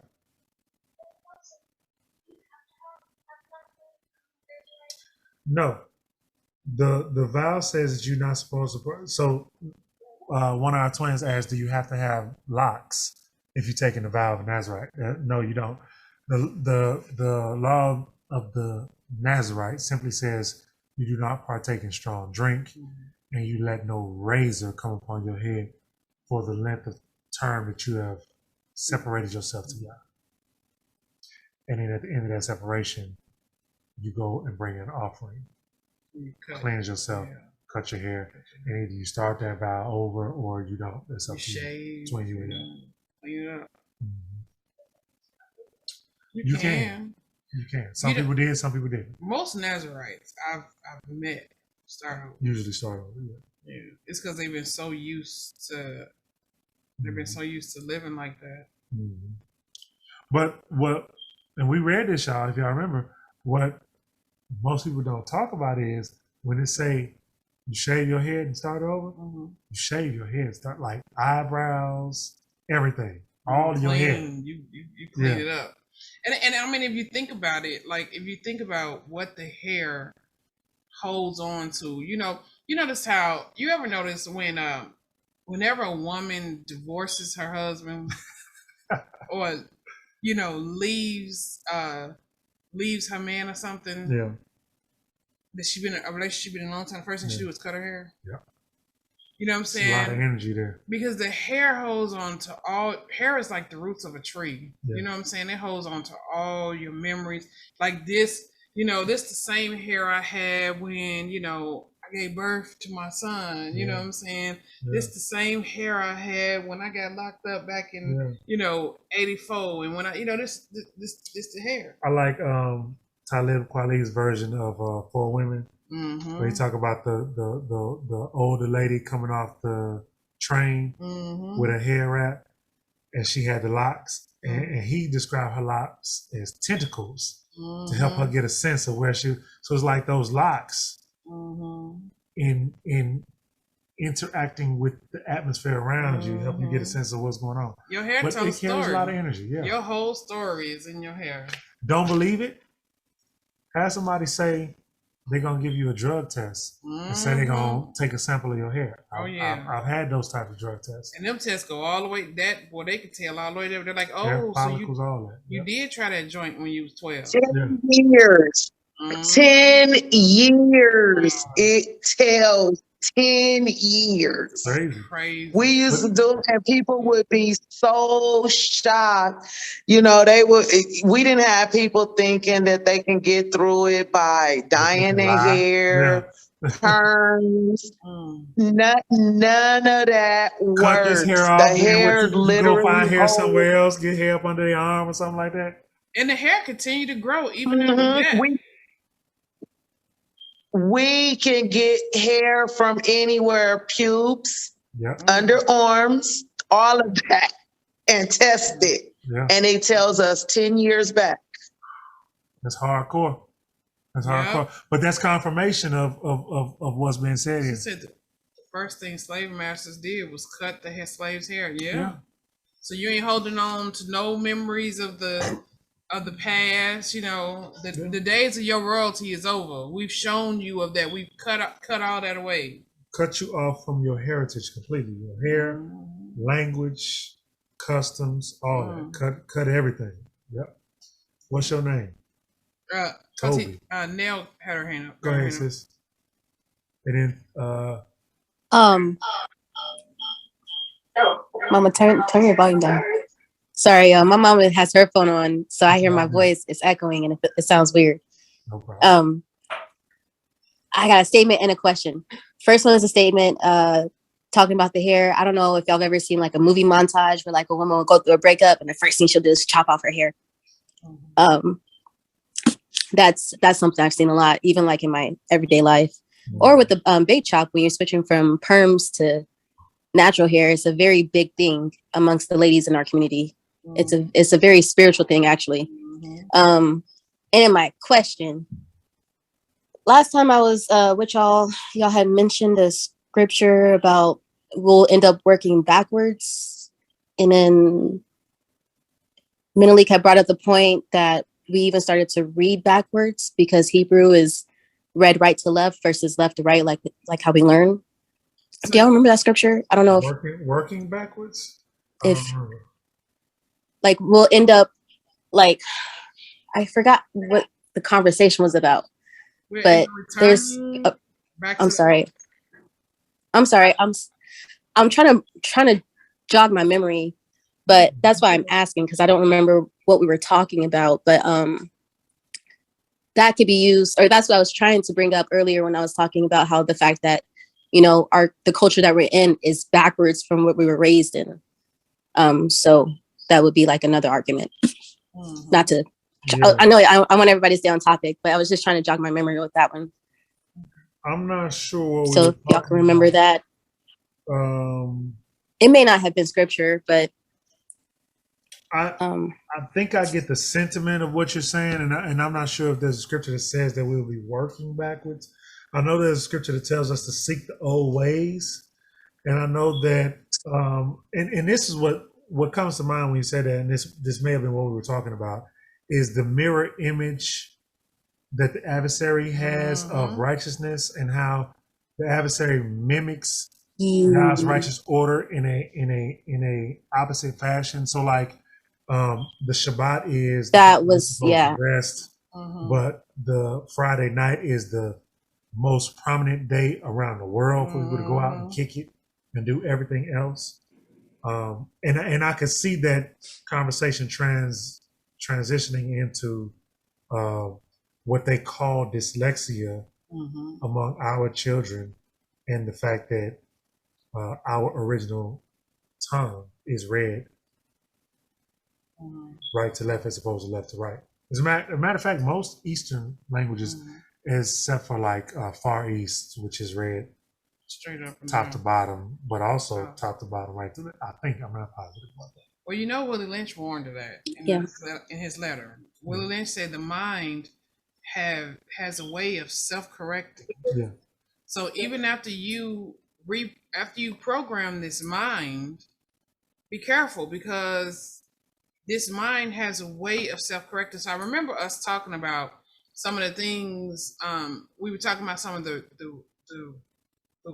like we were saying earlier, some of the things in our culture that we've self-corrected even without knowing. You know what I'm saying? We've gone back to the old way, you know. Right. So that's Jeremiah 6:16, I think. Yeah. Seek ye the old ways. So our minds are self-correcting. It's the exact that. Remember we was talking about just planting seeds. Like your job is just to plant seeds. Willie Lynch says that if the slave gets a hold of even substantial something of substance, to connect them to their heritage, his mind will self-correct. And that's what we're dealing with, y'all. I mean, all of us who are seeking truth, even those of us who haven't found themselves at the point where they acknowledge that they're Israelites yet, because we all were at some point in that spectrum from seeking truth to where we at now. Those of us who say we know we Israel, we get that feeling in our gut that something ain't right. Like Neo in the Matrix. Like, you know what I'm saying? When Morpheus is like, you know that something's wrong. You asking yourself what it is about this system that is upside down and tipsy turvy, and we just don't know because of the mind screw. You know what I'm saying? The beating you with that whip in this hand and the Bible in that hand tell you that this can't be where the truth is. That can't be. Because this is what Master used to beat me with. And we got years and years of their images on our prophets. But that was strategery, as Bush put it. Strategery. That was strategery. They didn't want you to look at this book because this is exactly where the history and the heritage is. That's why it was important for them to completely. It was important. I remember we was talking to a young lady once. She's actually family. And she we had, I guess we was in the Pan-Africanism probably around the same time, you know. She was one of my greatest resources when I was in high school.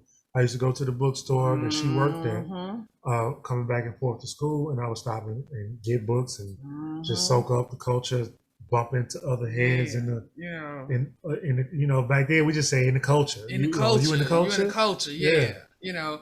And when she saw us again many years ago, and we got to speak in scripture to her, she like, wait, what? How did you two backtrack like that? That's the slave master's book. And I'm like, I'm just thinking about it like this, right? If I was the devil, and my goal was to keep you by any means away from this. You know what I'm saying? Now the devil ain't dumb. We learn from the scripture. You know what I'm saying? He one of the smartest beings ever. You're not going. Scripture say you're not going to outwit him. You're not smarter than him. You're not more clever. So when I crack you across your head, I will scar you so much that you would never think to go here. I would make it so that this would be the last place you want to look. The last place you want to stop. You want to hide something from an Israelite, put it in this book. Put it in the Bible. You know what I'm saying? Let me tell you something. If you ever want to know what kind of soil you are, at some point seeds was planted. And the seeds took root. You heard something that said, you start doing what Willie Lynch was afraid of. Your mind starts self-correcting. Correct itself. You know what I'm saying? So I mean, the parable of the sower talk about many seeds. There's seeds that fall on. Real. I always recommend you read the parable of the sower. That's like Koti Tarishi. I'm laughing at this Fabio Samson. Oh, the Samson with the hair like Fabio. Janelle posted in there.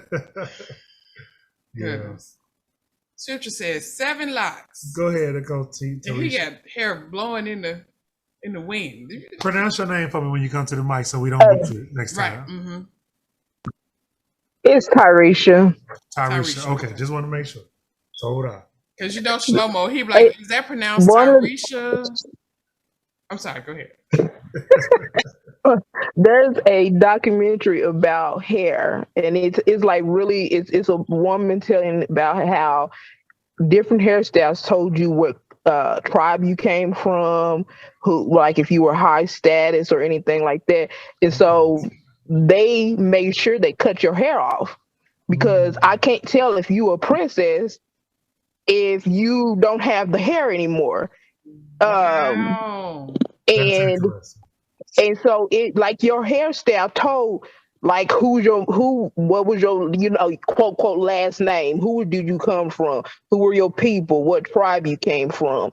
And that was one of the reasons why they shave your head, because you don't know where you came from now, and your people can't tell you who the people who came over, they can't say. They done beat it out of them to the point that they're not going to braid the hair to tell who they came from. So the next generation didn't know I came from this people, and if I ever try to go back, then I can't, because I don't know where I came from. And so then they told you, the black women, to cover their hair because it was sexualized. And then it was always a thing about our hair, and it's still a thing about our hair. Like, I have my hair in locks too, And I've never seen people like I've never wanted to touch anybody's hair, but for some reason people always want to touch my hair. Yeah. And so I don't care for that. it's still a thing with hair. Our hair is still a big thing for them. And I think that's the documentary was so informative because it even talked about like when slaves ran, they would braid food in their hair. And it's like amazing the things that how important hair really is. That's interesting. Also, that they would take different seeds. With you being a botanist, they would braid seeds in their hair, so that wherever they were, they can make sure that they have different seeds. And we just had a bill, the Crown bill that was put out, about discrimination against African Americans and their hair. And it's a shame that we even have to have a bill. I mean, here in 2022 about hair. Yeah. And I wear my hair. I've been wearing my hair natural since like the late 90s. And when I first started wearing my hair natural, you'd be surprised, our own women, like when me and my husband were about to get married, they were like, you gotta be going around with no nappy head, you about to get married. Your husband, how you gonna keep your husband? You got a nappy head. I'm like, if he asked me to marry him with this nappy head, then he must not have a problem with it. And now a lot of people now, like you said, they doing the perm and everything, because I even went with the mentality for a minute, and I went back and perm my hair. Cut it all, got a perm. But then I was like, hold up. This is not who I am. It has never been me. So why am I conforming to what other people tell me is supposed to be right for me? I need y'all to do us a favor. Well, real quick. Well, the thing about it is in corporate America, they made it an actual thing. Because like I've gotten written up at work wearing my natural hair.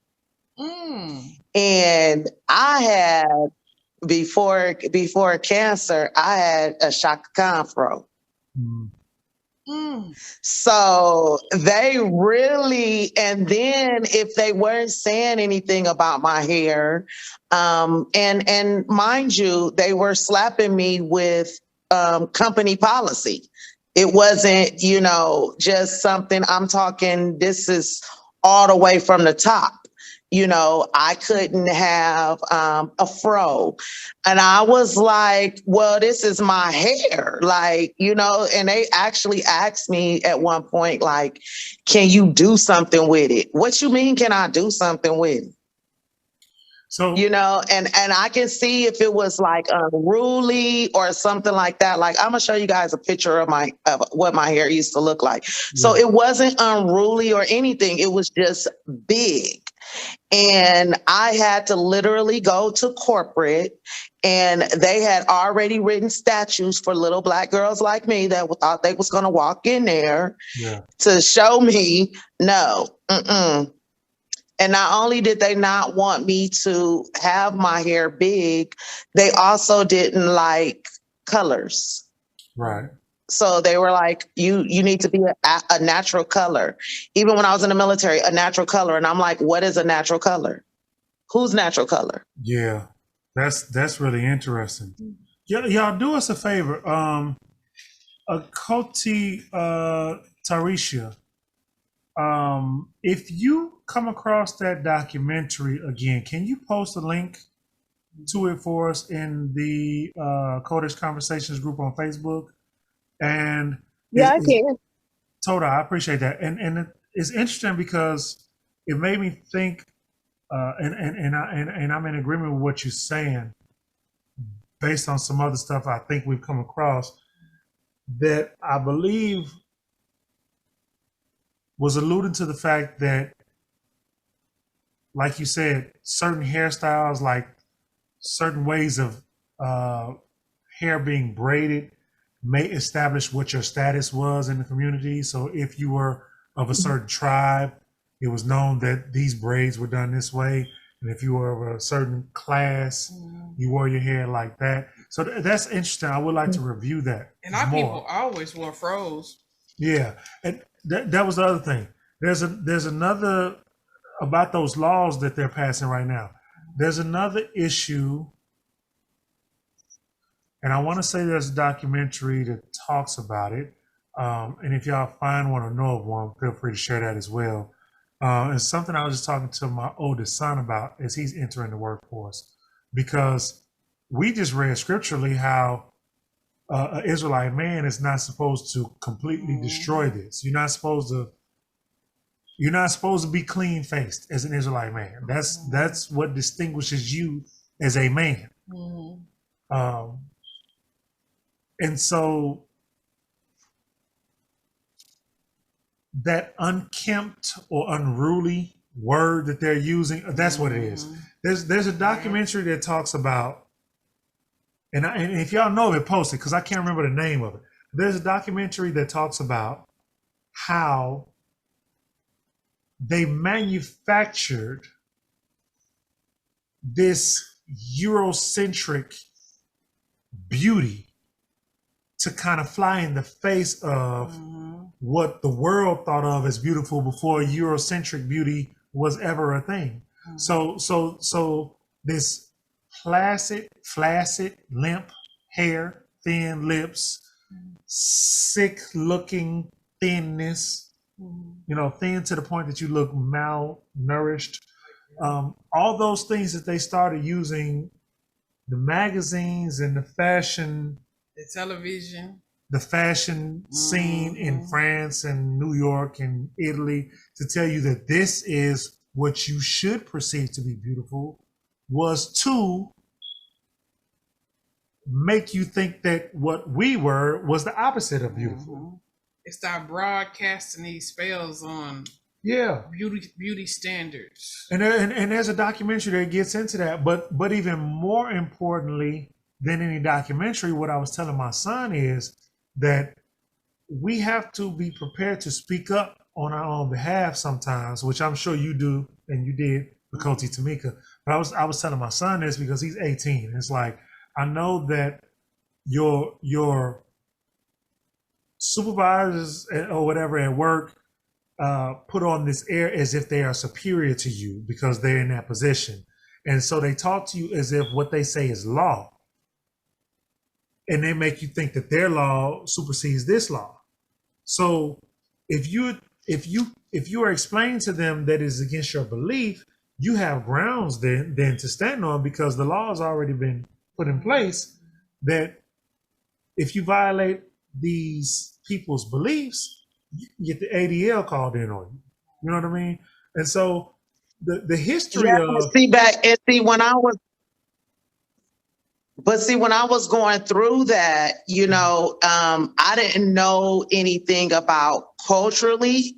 You understand what I'm saying? But what I stood on to all of those people was, I'm a Black person. You understand what I'm saying? Right. And this is me. And I don't put chemicals in my hair to lay it down, my hair is not stringy, I'm sorry. This is what it is. Your rules are trying to make me look like you, and I don't look like you, and I won't look like you. Yeah. I gotta hurt myself to look like you. And I'm not gonna look like you. Yeah. There's nothing you could do. No way, shape, form, or fashion. Okay, 100%. Yeah, I'm in 100% agreement. So you just need to make sure that, even if he doesn't say anything culturally, he can use the fact that this is me. Are you trying to change me? See, me, I get real, I get real flippant with him on that, but not disrespectful. You know what I mean? Yeah. So I pose, like how you said, you ask questions, I'll ask them questions, but to make them think, like, not only am I putting up standing up for myself, but I'm willing to go that length that you would go, meaning let's go to court with it. You know, you feel what I'm saying? Because see, they don't like that. Necessary. But Yeah, sure. I hit them like, with something like, so you're telling me that you want me to do something that could possibly harm me for this job? Is that what I'm understanding right now? That has nothing to do with my performance. And now they respecting what you identify as. Okay, I identify as a Hebrew woman. Yeah. So and even it's good to know the history as well. It was one of the things I was arming him with is the history. So when they use that term clean and professional appearance, come to find out, they considered to be clean shaven to be clean and professional because they suffered with lice. Yep. Sure they did. Suffered with lice in history. Sure did. And so they had to cut all that off to make sure that you wasn't bringing lice in the work. We didn't suffer with that. We don't they have that did. problem. So if you know the history, then you can, most of the time they don't know the history, but you can inform them and you can educate them and then tell them that never had nothing to do with us. It doesn't apply to me. So, I mean, non-applicable. Yeah. Do what you got to do. What she said. Right. Okay, let's get through. We try to get through one chapter. I think Nell. I'm sorry. Go ahead. I guess it's not important. No, but it's important. Say what you got to say. When it was brought up that our hair was like a symbol of status, that actually is very practical because our hair is not the most friendly in terms of like how long it takes to do our hair and wash days, and you got to set a whole routine for like the whole month just to do our hair and make sure it's looking good, right? And it definitely makes sense if your hairstyle is a symbol of your status, because if I could pay somebody to do my hair and I had like 6 or 7 hands in my head at a time, I would do it. That's right. I would do it. And if you're a princess and you had somebody in your head whenever you needed them to be, that actually makes sense. Probably laid. Man. Every time you see it. And black women serious about their hair, man. So even in today's culture, people say that a woman's hair is her esteem. Yeah. That makes sense. It all ties in. If I don't look, not me personally, because I've always kind of just been, but you got some women who, look, if I don't get food in the house, I'm at the beauty shop. My hair gonna get, if I got to sacrifice groceries, my hair gonna be done, baby. There are some that are like that. Yes, sir. Okay. So picking up in Leviticus 22 and verse 22. Those blind or broken or cut or having an ulcer or eczema or scabs, you do not bring to Yahuwah, nor make an offering by fire to them on the slaughter place to Yahuwah. As for a bull or a lamb that has any limb deformed or dwarfed, you do not prepare as a voluntary offering. But for a vow, it is not accepted. Do not bring to Yahuwah what is bruised or crushed or torn or cut, nor do it in your land.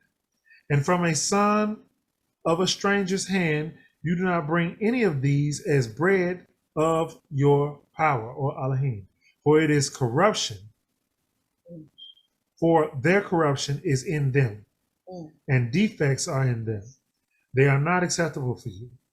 And Yahuwah spoke to Moshe, saying, when a bull or a sheep or a goat is born, it shall be 7 days with its mother, and from the 8th day and thereafter it is acceptable as an offering made by fire to Yahuwah. Interesting. Keep that in mind. When a bull or a sheep or a goat is born, it shall be 7 days with its mother, and from the 8th day and thereafter it is acceptable as an offering made by fire to Yahuwah. What day, fam, don't answer, is a male child supposed to get circumcised? Y'all know? I know y'all know. Eighth I'm just day. asking to bring to you. Say eighth Ain't day. it the 8th day? Hallelujah. Hallelujah. I think there may be some correlation with that in what we're reading here. There Yah sees that 8th day is an acceptable day after birth. What does it have to do with the week? It's 7 days in the week. Okay. 7 days is completion. So what's completed after 7 days? Okay. Hallelujah. Okay. 28. But do not slay a cow or a sheep and its young on the same day. And when you slaughter a slaughtering of thanksgiving to Yahuwah, this is not the Thanksgiving that they keep in America. This is a slaughter of thanksgiving. Slaughter it for your acceptance. It is eaten that same day. Leave none of it till morning. I am Yahuwah. And you shall guard my commands and do them. I am Yah. And do not profane my set apart name. And I shall be set apart among the children of Israel. I am Yahuwah who sets you apart, who brought you out of the land of Mitzrayim or Egypt to be your power. Elohim, I am Yahuwah. Hallelujah. Leviticus 23. And Yah spoke to Moses, saying, Speak to the children of Israel and say to them, The appointed times of Yahuwah, which you are to proclaim as set apart gatherings, my appointed times are these. Whose appointed times? Abiyah's appointed time. Moses' appointed time. Abiyah's appointed time. Just making sure. 6 days work is done. But the 7th day is a Sabbath of rest, a set apart gathering. You do no work. It is a Sabbath to Yahuwah in all your dwellings. These are the appointed times of Yahuwah, set apart gatherings which you are to proclaim at their appointed times. In the first new month, on the 14th day of the new month, between the evenings is the Passover, or Pesach, to Yahuwah. And on the 15th day, on this new moon, is the festival of Matzah, to Yahuwah. 7 days you eat unleavened bread. On the first day, you have a set apart gathering. You do no servile work. And you shall bring an offering made by fire to Yahuwah for 7 days. On the 7th day is a set apart gathering. You do no servile work. And Yah spoke to Moses, saying, Speak to the children of Israel, and you shall say to them, When you come into the land which I give you, and shall reap its harvest, then you shall bring a sheaf of the first fruits of your harvest to the priest. And he shall wave the sheaf before Yahuwah for your acceptance. On the morrow, after the Sabbath, the priest waves it.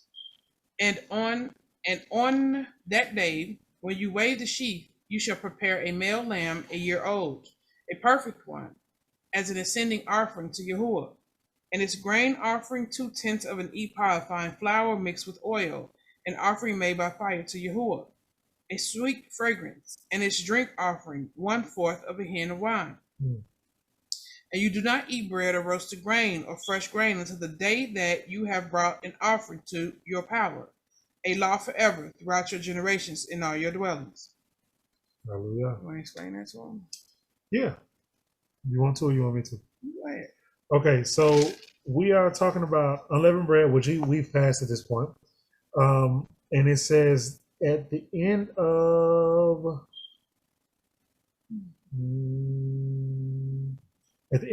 the Feast of Unleavened Bread, you're going to have a first fruit. Let me find the verse. She just read it. I'm going to start at 8. So it says, you're going to bring an offering made by fire for 7 days. And then on the 7th day is a set apart gathering. Do no servile work. And Yahuwah spoke to Moshe, saying, Speak to the children of Israel. Say to them, when you come into the land which I give you and shall reap its harvest, you shall bring a sheaf of the first fruits of the harvest unto the priest. And he, the priest, shall wave the sheaf before Yahuwah for your acceptance. On the morrow after the Sabbath, the priest waves it. And on the day when you wave the sheaf, you shall prepare a male lamb, 1 year old, a perfect one, as an ascending offering to Yahuwah, his grain offering. And then it says, I'm going to 14, do not eat bread or roasted grain or fresh grain until the same day you have brought an offering to Elohim. So sometimes you can look at that and confuse that first fruit that it's talking about with Pentecost. Right, the one that happened after 50 days. Right. And so the way that you know that that's not talking about Pentecost yet is because it's saying that you can't eat bread with leaven in it until the priest makes this wave offering. So what this is saying is, this is talking about that festival you have on that 8th day. So the 8th day really is something that really deserves a study on its own, but you know, he tell you to keep the feast 7 days. Right. But then he comes back and says, on the 7th day is a set apart gathering. But then he comes back on the 8th day, you have everybody kind of packing up to go. So let's deal with this as it relates to a day cycle again, right? Because if you kept the feast for 7 days, at the end of 7 days, that night would be in what I'm reading, and I'm not positive about this, but this is what I believe I see. That night, that priest could do that wave offering, and that would bring you into that 8th day, making that whole 8th day a day that you could then partake in leaven, right? So that whole 8th day would be a separate feast and festival as y'all are, you know, saying your goodbyes and going away. But the priest would have done the wave offering at the close of the 7th day, which will be that night. So that night, the 7th day, the priest does a wave offering. That is a Sabbath. So when it says here, on the morrow after the Sabbath, the priest waves it. Well, the Sabbath was what day in unleavened bread? 7. The 7th day. So the 7th day of unleavened bread is the Sabbath that this is referring to. It's not referring to the weekly Sabbath. Right. So after the priest does that wave offering, even though it's not the weekly Sabbath, you can then begin eating unleavened bread. Unleavened bread. I'm sorry, eating leavened bread. Hold on. And then as it relates to the count for your Feast of Weeks, because this happens in the middle of a week, it is not a complete week. So we're counting 7 completed weeks. So when you get to the Sabbath, that very next first day of the week, you begin counting now. We can explain that. 1 week. Yeah, go ahead. Okay, so y'all understand that going too fast, right? So you understand that on the 8th day, when you know everybody packing up and going home and saying their goodbyes, because now this is one of the feasts that you required to come to Jerusalem with and celebrate with your kinfolk. You know what I'm saying? So the 7th day, you have that closing celebration. So the first day of the Feast of Unleavened Bread is a celebration. You celebrate, you cook, you bring your strong drink. No drink on unleavened. But you cook, you cook good, you know what I'm saying? You bring you some coffee or whatever. But it's no servile work. It's no servile work. Yes. You fellowship with your family. Okay. Yes. And then you're allowed the next 6 days to, you know, do whatever you do. I think the Sabbath does fall in the middle of that, so you know you can't. But look, you even though that 7 days, the 6 days, even though the days of unleavened bread are not all Sabbaths, each one of those days is supposed to still be a feast. Yes. So you're supposed to still feast each one of those days and partake of unleavened bread with your family, and y'all enjoy yourselves. But it is okay to like handle some business, because y'all you probably still work whatever you gotta do. Y'all probably meeting there. You probably setting up trades.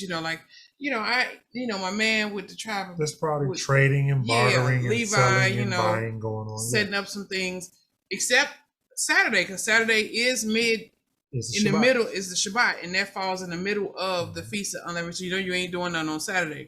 But then you come back on that Wednesday or that Tuesday, which would be day 7, and that's another feast. So that's like a closing feast. Y'all saying goodbyes or whatever. You don't do no work. But before you go back to eating bread, before you go back to be a wave offering, you got to go to the priest, and the priest got to do a wave offering. It's kind of like a closing, official closing, and that happens on the 8th day. Correct. Okay. Correct. So not to get that mixed with what we're about to read with this first fruits. Okay. Hallelujah. And from the morrow after the Sabbath. Verse, I'm sorry. Oh, 15. 15, sorry. And from the morrow after the Sabbath, from the day that you brought the sheaf of the wave offering, you shall count for yourself 7 completed Sabbaths. Pause 1 second. So that's what I was saying. Mm-hmm. The priest gave that wave offering either, by my estimation, on a Tuesday night or a Wednesday during the day. So what it's saying there is from the morrow after the Sabbath, that is that Tuesday night or Wednesday, after you brought the sheaf of the wave offering, count for yourself 7 completed Sabbaths. So we looked at this, if y'all remember when we were doing our calendar study.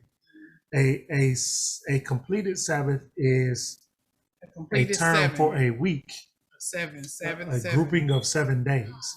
So you can't count a completed Sabbath starting in the middle of a week. So what it's saying here is from the beginning of the next week, start counting your weeks. I was just trying to turn it down, man. Come on.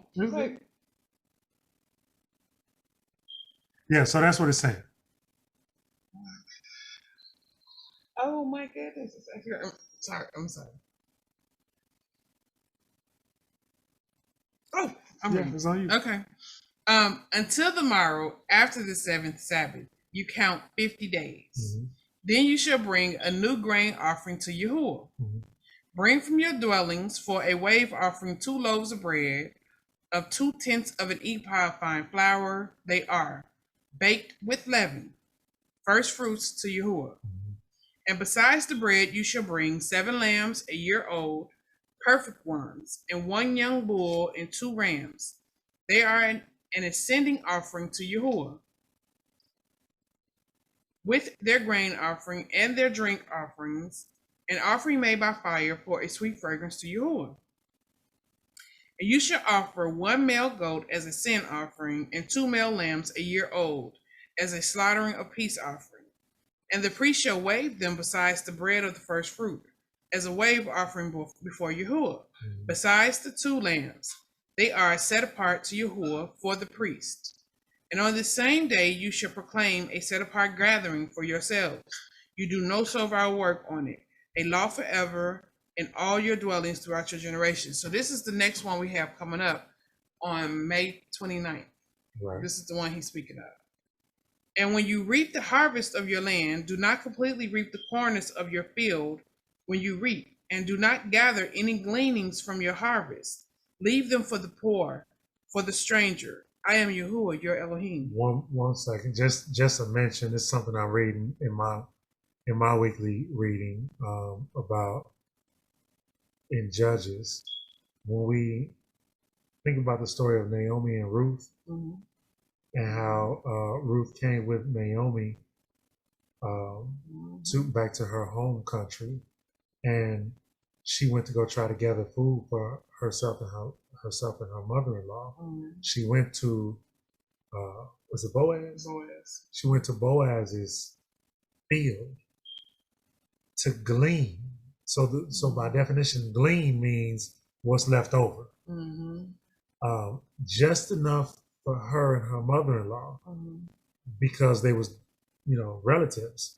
And so this law is what Boaz was keeping by telling his servants, reap. So the reap is to collect for himself, but don't glean all of it, because you're going to leave the gleanings, the remnant, for the stranger, the sojourner, the so poor, far removed from the that. widows, the fatherless. You understand what I'm saying? We are so That's what far the removed. gleanings are for. And so that's what Ruth was doing when Naomi sent her, when he eventually told her, don't just glean, collect enough for you and your mother-in-law for the week and take it back, and I'm going to have my servants feed you too. So you're going to work like the servants, and eat and take everything else and go back. Oh, yes, that was that story. Yeah, that's such a romantic. Oh, I love that story. Oh, yeah. Okay. Don't get me started. Look at him. Like, come on. Get you started. Okay. And Yah spoke to Moses, saying, "Speak to the children of Israel, saying, in the seventh new moon, on the first day of the new month, you have a rest, a remembrance of Teruah, a set apart gathering." Teruah being trumpets. Trumpets. "You do no servile work, and you shall bring an offering made by fire to Yahuwah." And Yahuwah spoke to Moses, saying, "On the 10th day of the seventh new month is Yom Kippur." Pause 1 second. So I just want to bring to your attention, this told you in verse 24. This is the seventh month of the year, and I just want y'all to recognize that in this seventh month of the year, the number that we recognize is the number that marks symbolically completion. All of the rest of the feast days are going to be completed in the seventh month. So on the first day you got trumpets. Now you at the 10th day, and that's atonement. And go ahead from there. I just want y'all to understand what you read. "And it shall be a set apart gathering for you, and you shall afflict your beings, and shall bring an offering made by fire to Yahuwah. And you do no work on the same day, for it is Yom Kippur." Yom Kippur is the day of atonement, or if you're studying it, the day of covering, like you cover somebody's debts. "To make atonement for you before Yahuwah your Elohim. For any being who is not afflicting on the same day, he shall be cut off from his people. And any being who does any work on the same day, that being I shall destroy from the midst of his people. You do no work, a law forever throughout your generations, in all of your dwellings." Y'all don't play with y'all. Y'all not playing.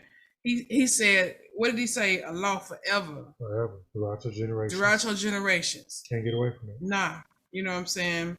A lot of times we look at, the things that's going on in the world, and you wondering why certain things happen to people. And I know, if we didn't know, I'm not going. Although he say we do bear our crookedness. So what does it mean that we bear our crookedness? What does that mean? You're gonna feel the pain. You're gonna feel the pain. We've been here 400 years. We've been feeling the pain. Yeah. Even though generationally we didn't understand why we were going through what we were going through, we still were suffering. Because the sins of the father is what? Visited upon the children to the third and fourth generation. Yep. So even though we didn't know about this and know that we should be doing this. To those who hate Yahuwah, I want to complete that because it says, to those who despise or hate, I'm paraphrasing that. But I want you to understand that what the Most High views as hatred towards him is violating his commands. It's not you verbally saying or in your heart saying, "Oh, I hate him." It's your actions, right? So when we look at James, the Apostle James saying faith without works is dead. You could say you believe all you want to, but if you're not walking it out, if you're not using your hands to stop somebody from feeding you something that's unclean, or if you're not using your feet and your mouth to spread the word, he don't view that as love for him. And if you finding yourself wickedly reasoning and telling other people why it's okay to break the law or Torah, he views that as hatred towards him. Really? And that's why we've been suffering over here. Yeah. And so let me tell you, why life been a little rough. Yeah. You know what I'm saying? Because we didn't know, but we still bore our crookedness. Right. It is a Sabbath of rest to you, and you shall afflict your beings. On the 9th day of the new month at evening, from evening to evening, you observe your Sabbath. This is the scripture Latasha was pointing out. And Yahuwah spoke to Moses, saying, "Speak to the children of Israel, saying, on the 15th day of this 7th new month is the festival of Sukkot." Sukkot is Booths. For 7 days to Yahuwah. On the first day is a set apart gathering. You do no servile work. For 7 days you bring an offering made by fire to Yahuwah. On the 8th day there shall be a set apart gathering for you. You shall bring an offering made by fire to Yahuwah. It is a closing festival. You do no servile work. These are the appointed times of Yahuwah, which you proclaim as a set-apart gathering, to bring an offering made by fire to Yahuwah, an ascending offering, and a grain offering, and a slaughtering and drink offering, as commanded, for every day. Besides the Sabbath of Yahuwah, and besides your gifts, and besides all your vows, and besides all your voluntary offerings, which you give to Yahuwah. On the 15th day of the 7th new month, when you gather in the fruit of the land, celebrate the festival of Yahuwah for 7 days. On the first day is a rest, and on the 8th day is a rest. So this is like a parallel to unleavened bread. Okay. And you shall take for yourselves on the first day the fruit of good trees, branches of the palm trees, twigs of leafy trees, and willows of the stream. And you shall rejoice before Yahuwah, your Elohim, for 7 days. Now I'm going to ask y'all a question. How many of y'all was in a church that completely polluted this? How many of y'all was Sunday? Yeah. How many of y'all was in a church that told you about these laws that's determining life or death? You see what I'm saying? So we never knew. We came up in these institutions, and they never told us how to save our lives. They never told us how to stop our suffering. They never taught us how to get it right. You know what I'm saying? And what you say, baby? It was what Bush say? It was strategery. It was strategery. Strategery. You know what I'm saying? It was strategery. You know, it was a setup. They set us up. They set us up for failure. Nell, you had something, baby? I was just gonna say, Mama.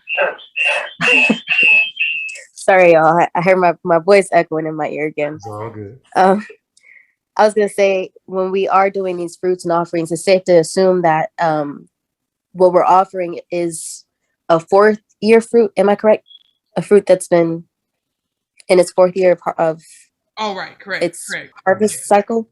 Yes, you wouldn't. I don't think you would. Yeah, you know. I don't think, because he did say when you go to the land which I give you. But it was probably trees already there. If I had to guess, you know, they was taking over trees. But those laws would apply. So if those trees were already planted and they were in their 4th year or beyond, then they would be acceptable. If you were planting them when you got there and they weren't in their 4th year, they wouldn't be acceptable. You wouldn't bring that. So yes, you're right. And in our culture, it's really against the law to cut down the tree bearing fruit. Right. So you know we're gonna read that where the rules, when they went in to reconstruct some things, they can cut down all the shade trees growing for shade and stuff, but trees that bear fruit, they couldn't cut them down. And ain't that common sense though? Because like, why would you cut down something that's providing you fruit? That's simple self-preservation. That's providing you sustenance. And you cutting it down for what? Okay. I'm picking up at 41. Okay. And you shall celebrate it as a festival to Yahuwah for 7 days in the year, a law forever in your generation. So I know he said 8. So this is the 8th day. That, this is what confused a lot of people, because he said that the first day was a set apart gathering, and then the 8th day was a set apart gathering. But then he turned around here and say that you celebrated for 7 days. So with this, it's just like we was telling you with that's unleavened bread. The feast, they are very similar. It's just an opening feast and a closing feast, but they line up, So that 8th day will be. They're almost like mirror images. If you would look at the calendar, I want to say they mirror each other on opposite spectrums of the calendar. Yep. Okay. So this will be the last feast before the dark times of the month set in. So this is before everything dies, and the earth does a reset, or at least the land where you are does a reset. That's what happens during that time. Okay. Okay. A law forever in your generations. Celebrate it in the 7th new moon. Dwell in booths for 7 days. All who are native born in Israel dwell in booths. so that your generations know that I made the children of Israel dwell in booths when I brought them out of the land of Mizraim. I am Yahuwah, your power. Thus did Moses speak of the appointed times of Yahuwah to the children of Israel. Hallelujah. Real quick. Yeah. Why is that important? Why is verse 43 important? Well, 42 and 43. He said to dwell in booths, so that your generations know what is generations. Yeah. So forever and ever. Yep. So that they know that I made the children of Israel dwell in booths when I brought them out of the land of Egypt. Why is that important? Because Latasha? Oh no, I was going to say just a reminder of what he did as far as like how we were strangers and how we were living then, and then how we're going to live when it comes to the time when we go back into the wilderness, so we can understand it and we can see it. Yeah. So he brought us out, and we had to dwell in booths and be in the wilderness. So as we rehearse, so when it comes to that time, we won't be in the shock like, oh my God, what are we supposed to do? Like, how are we live in a tent? Yep. You know, so you won't be in. You won't be shocked when he send you out into the wilderness and you don't know how to survive without certain, I guess what they call them, amenities. You'll be able to survive and be able to feed yourself and feed your children, feed the people around you, and be able to know, like, okay, seek, like you said, seek the old ways. So we'll know how to live like that when it comes to that time. Yep. And he's merciful, so he gave us an example. We have an example. We have a cheat sheet, if you will. You know, we saw what happened that didn't work. We seen, you know, it didn't work the first time. None of them that came out except for Caleb and Yahushua made it to the kingdom. Not even Moses. Mm-hmm. You know, and so he gave us a blueprint, like, you know, but this time I'm gonna help you be successful this time. Do this every year. You know, the very thing they was complaining. Practice, like you say, rehearsal. You know, man, you know, and did nobody make wings like Egypt? Them Egyptian wings that was down there on Pyramid and Spink Street. Yeah, you remember we used to go over there on Spink Street and get them you know what I'm saying, right at the foot of the Sphinx. Yeah. And you know. I also want to emphasize that even though we reading, you know, this is the foundation of where you find all of your feast days and all of that. Each one of these warrants individual study to understand what each one of these feast days was alluding to as it relates to Messiah when he came, and as it relates to Messiah in his return, and as it relates to our second Exodus out of this Egypt, which is what she's talking about. What you just said, Akoti Latasha, about it being a rehearsal is founded in the Hebrew translation of the words that we're reading. These are set apart convocations. The word convocation breaks down to a rehearsal. When he gives them to us and he tells them they are moedim, that word in Hebrew breaks down to something like not only appointed times, but appointments. So you have appointments that you must keep yearly that identify either something that happened in history or something that you should be looking for that's coming.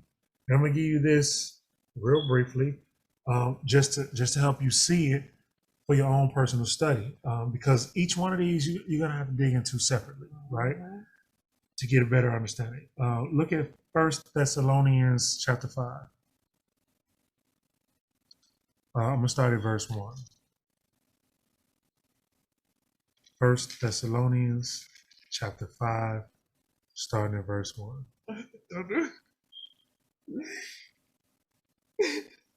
Go ahead. I'm sorry.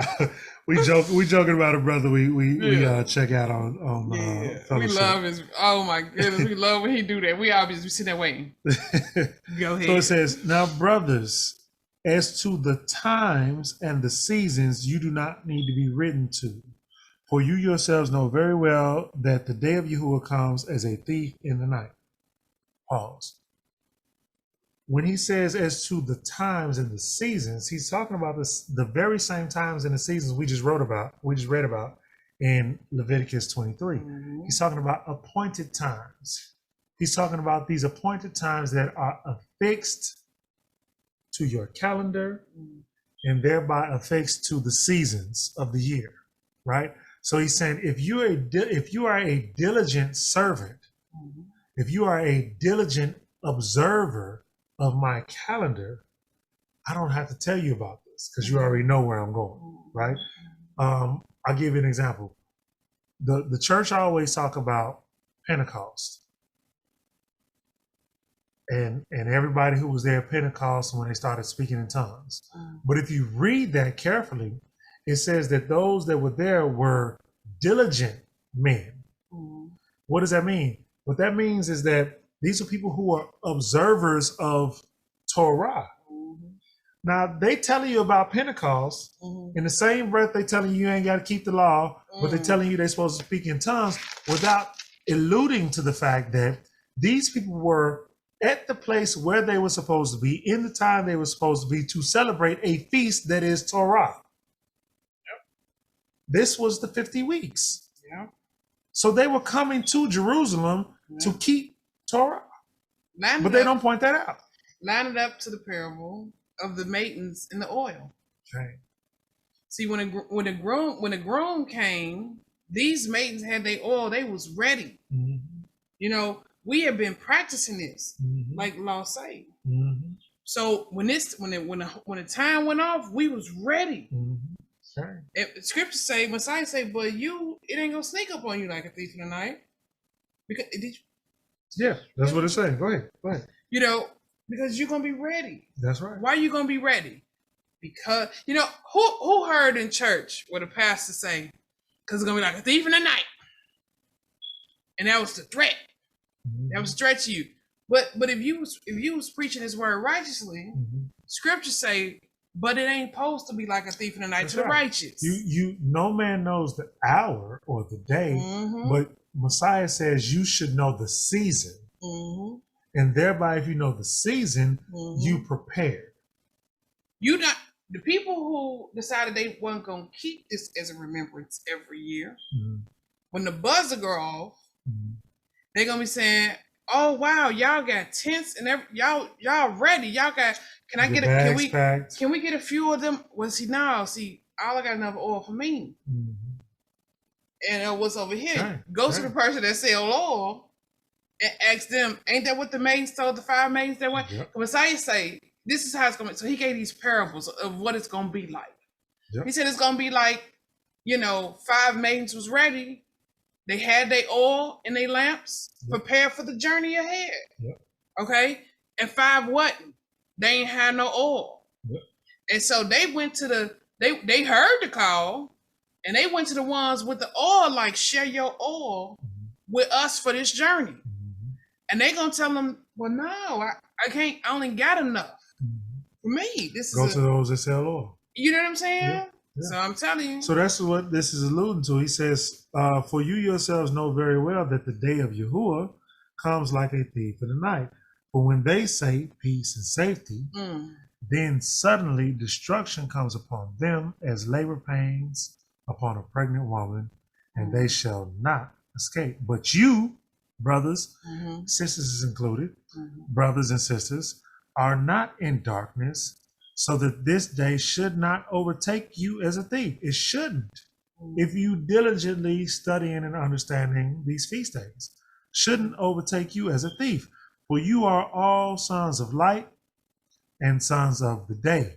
We are not of the night nor of darkness. So then we should not sleep as others do, but we should watch and be sober. For those who sleep, sleep at night, and those who get drunk are drunk at night.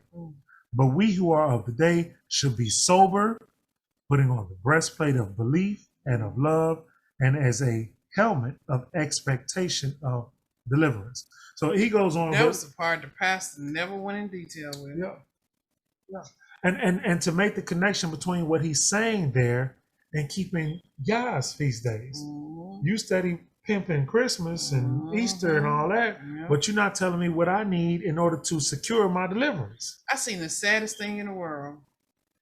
I seen where a young lady had married into the truth. So she married somebody that was in the truth. And she said, you seen that? I saw that. And she was like, I'm just thanking Jesus for deliverance because delivering from the Hebrew Israelites. I was delivered from the Hebrew Israelites. I had married a man who made me give up all my traditions. And it wasn't right in my spirit. My spirit wasn't right. So Christmas, Easter, and made me trade my traditions in for his. Whose feast days did we just read this was? God's feast days. So made me trade my traditions in for his. In my spirit, some said this is wicked. Yeah. So it's demonic spirits. So but I had a praying grandmother, she might as well have said. Mm-hmm. And brought me up out of that wickedness. She said all her mother's side of the family supported her, and she left her husband who was in the truth and went back to took her children and all that. And went back to her vomit. Went back to Jesus. Yep. Coach Latasha. Oh, you saw that, Coach Leslie? That was just horrible. That was sad. That was horrible. And somebody posted it with laughing faces. It was so I know. Sad. Like it was a joke. Yeah, that made I saw it. That was horrible. Yeah. Mm-hmm. Oh no, I was going to just ask, do they even understand when he say deliverance, what do it means? Because you know how they be like, oh, I've been delivered. And in my head, I'm like, what were you delivered from? Truth. Like you still stuck in the same space, in the same time, in the same thing. So what deliverance have you received? And when he say deliverance, he's talking about bringing you from this place into the place where he promised. Right. So do you understand what he's saying when he say deliverance in scripture? And are you saying deliverance like, oh, I've been delivered? What were you delivered from? No, I think you're right. What was you delivered from? Understand the scriptural definition. Well, growing up in a Pentecostal church, when they say deliverance, they are talking about from whatever affliction it is that they call themselves having now. Right. So whether they were an alcoholic or, a prostitute or, everything is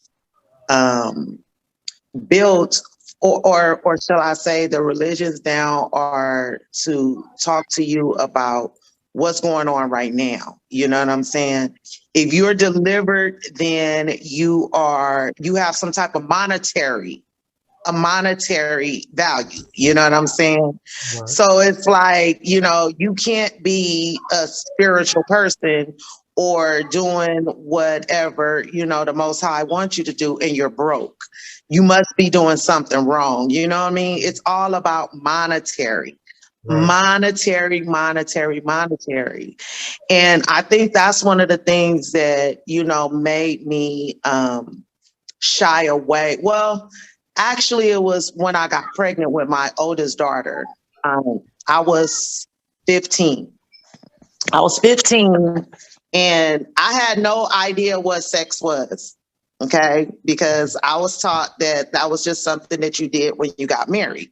Okay, never went into detail about anything or whatever. So, of course, I got caught up.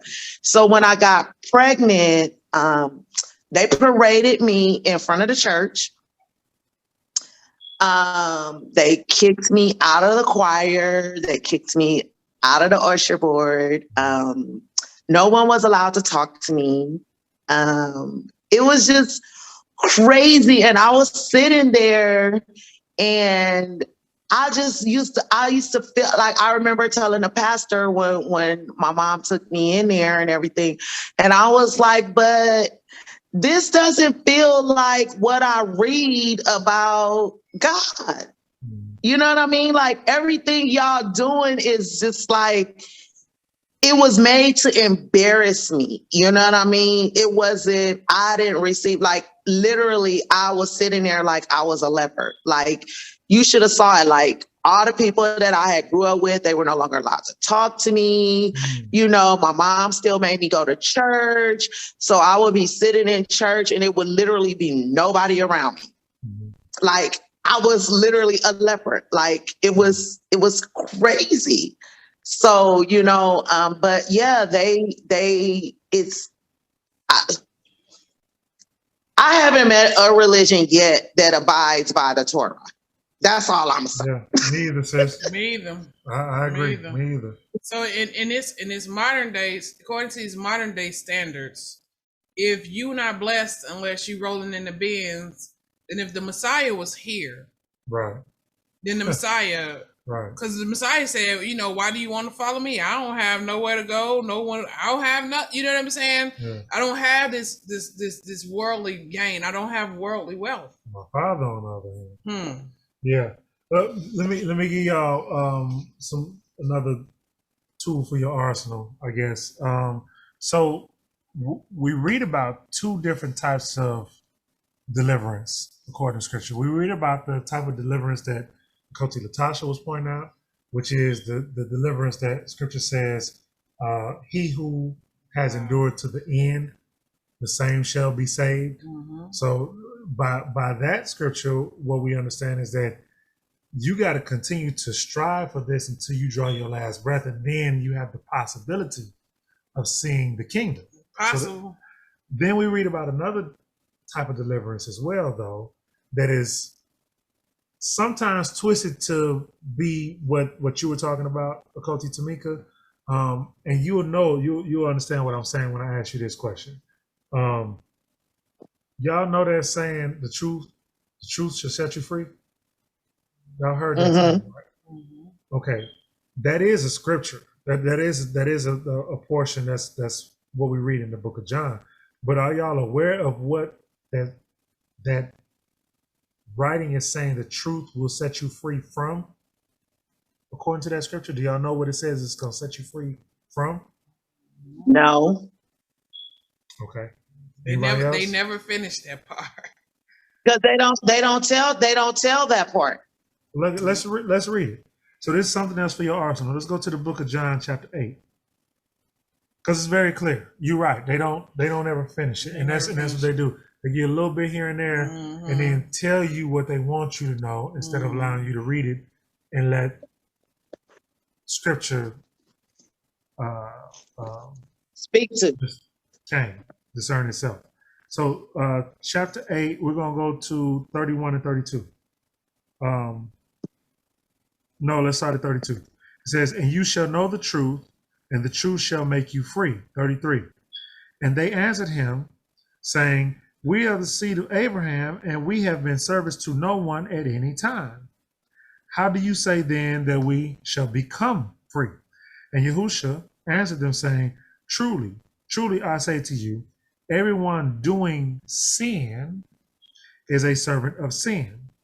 And the servant does not stay in the house forever, a son stays forever. If then the son makes you free, then you shall be free indeed. So what this is telling you is that the truth, which is identified according to the book of Psalms as the law, will make you free from sin. So you can be delivered from sin, but I know that ain't what the church is saying, though. That's what they're alluding to when they say, oh, we've been delivered from affliction. No, you ain't, because you're still sinning. It's like what this Coty just said. She said pacifying sin is profitable.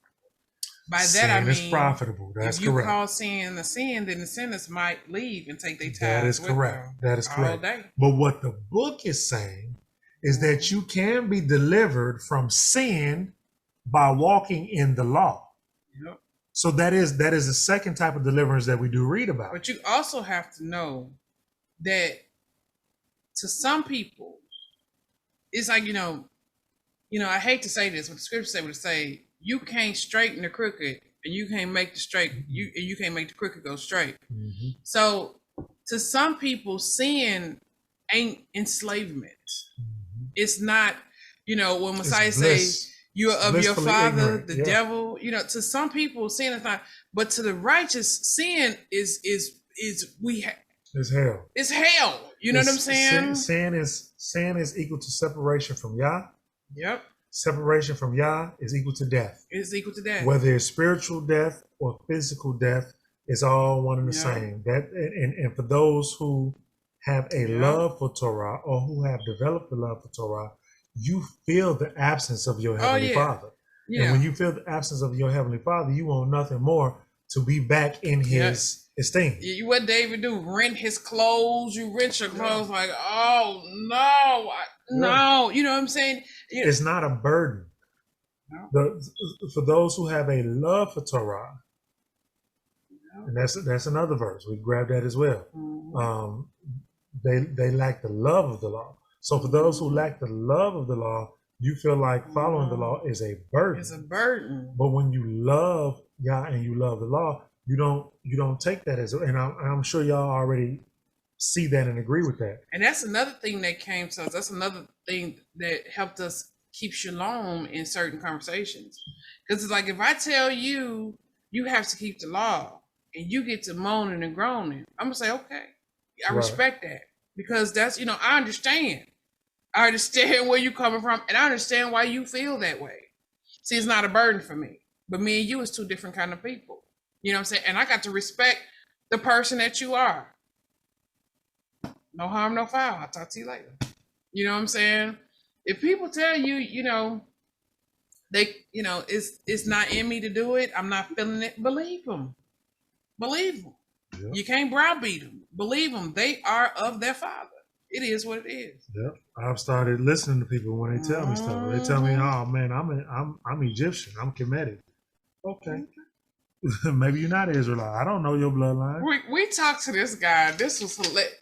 Shlomo talked to this guy, and everything Shlomo said, the guy was, because that makes sense. Yeah. And then Shlomo said, so, in the port, and my man said, wait, hold on. What you say? He said, yeah, man, you got to let go of the port. He said, wait a minute. Now, see, that's when you part ways. That was all wrong, but yeah. Oh, that was all wrong. That happened too. Yeah. Oh, and he told him, I ain't gonna pry a pork chop out your hand. Yeah, one thing you ain't got to worry about is me trying to pry no pork chop sandwich out your hand. That was another big. That happened to the big eye. Another big eye. Goodness gracious. So this is that other scripture, and I know we kind of all over the place, but if I want to get in the habit of if we quote a scripture, giving it for those who watching it on the YouTube or whatever. So this 2 Thessalonians chapter 2. I'm gonna start at verse 9. 2 Thessalonians chapter 2, starting in verse 9. It says, the coming of the lawless one. So we got to start paying attention. Every time we hear sin, lawless, we're making references to Torah. We're making reference to the first 5 books of the Bible. And the coming of the lawless one is according to the working of the adversary, or Hashaitan, with all power and signs and wonders of falsehood, and with all deceit of unrighteousness in those who are perishing. Because, why are they perishing? So that comment lets you know, it's getting ready to give you why they're perishing.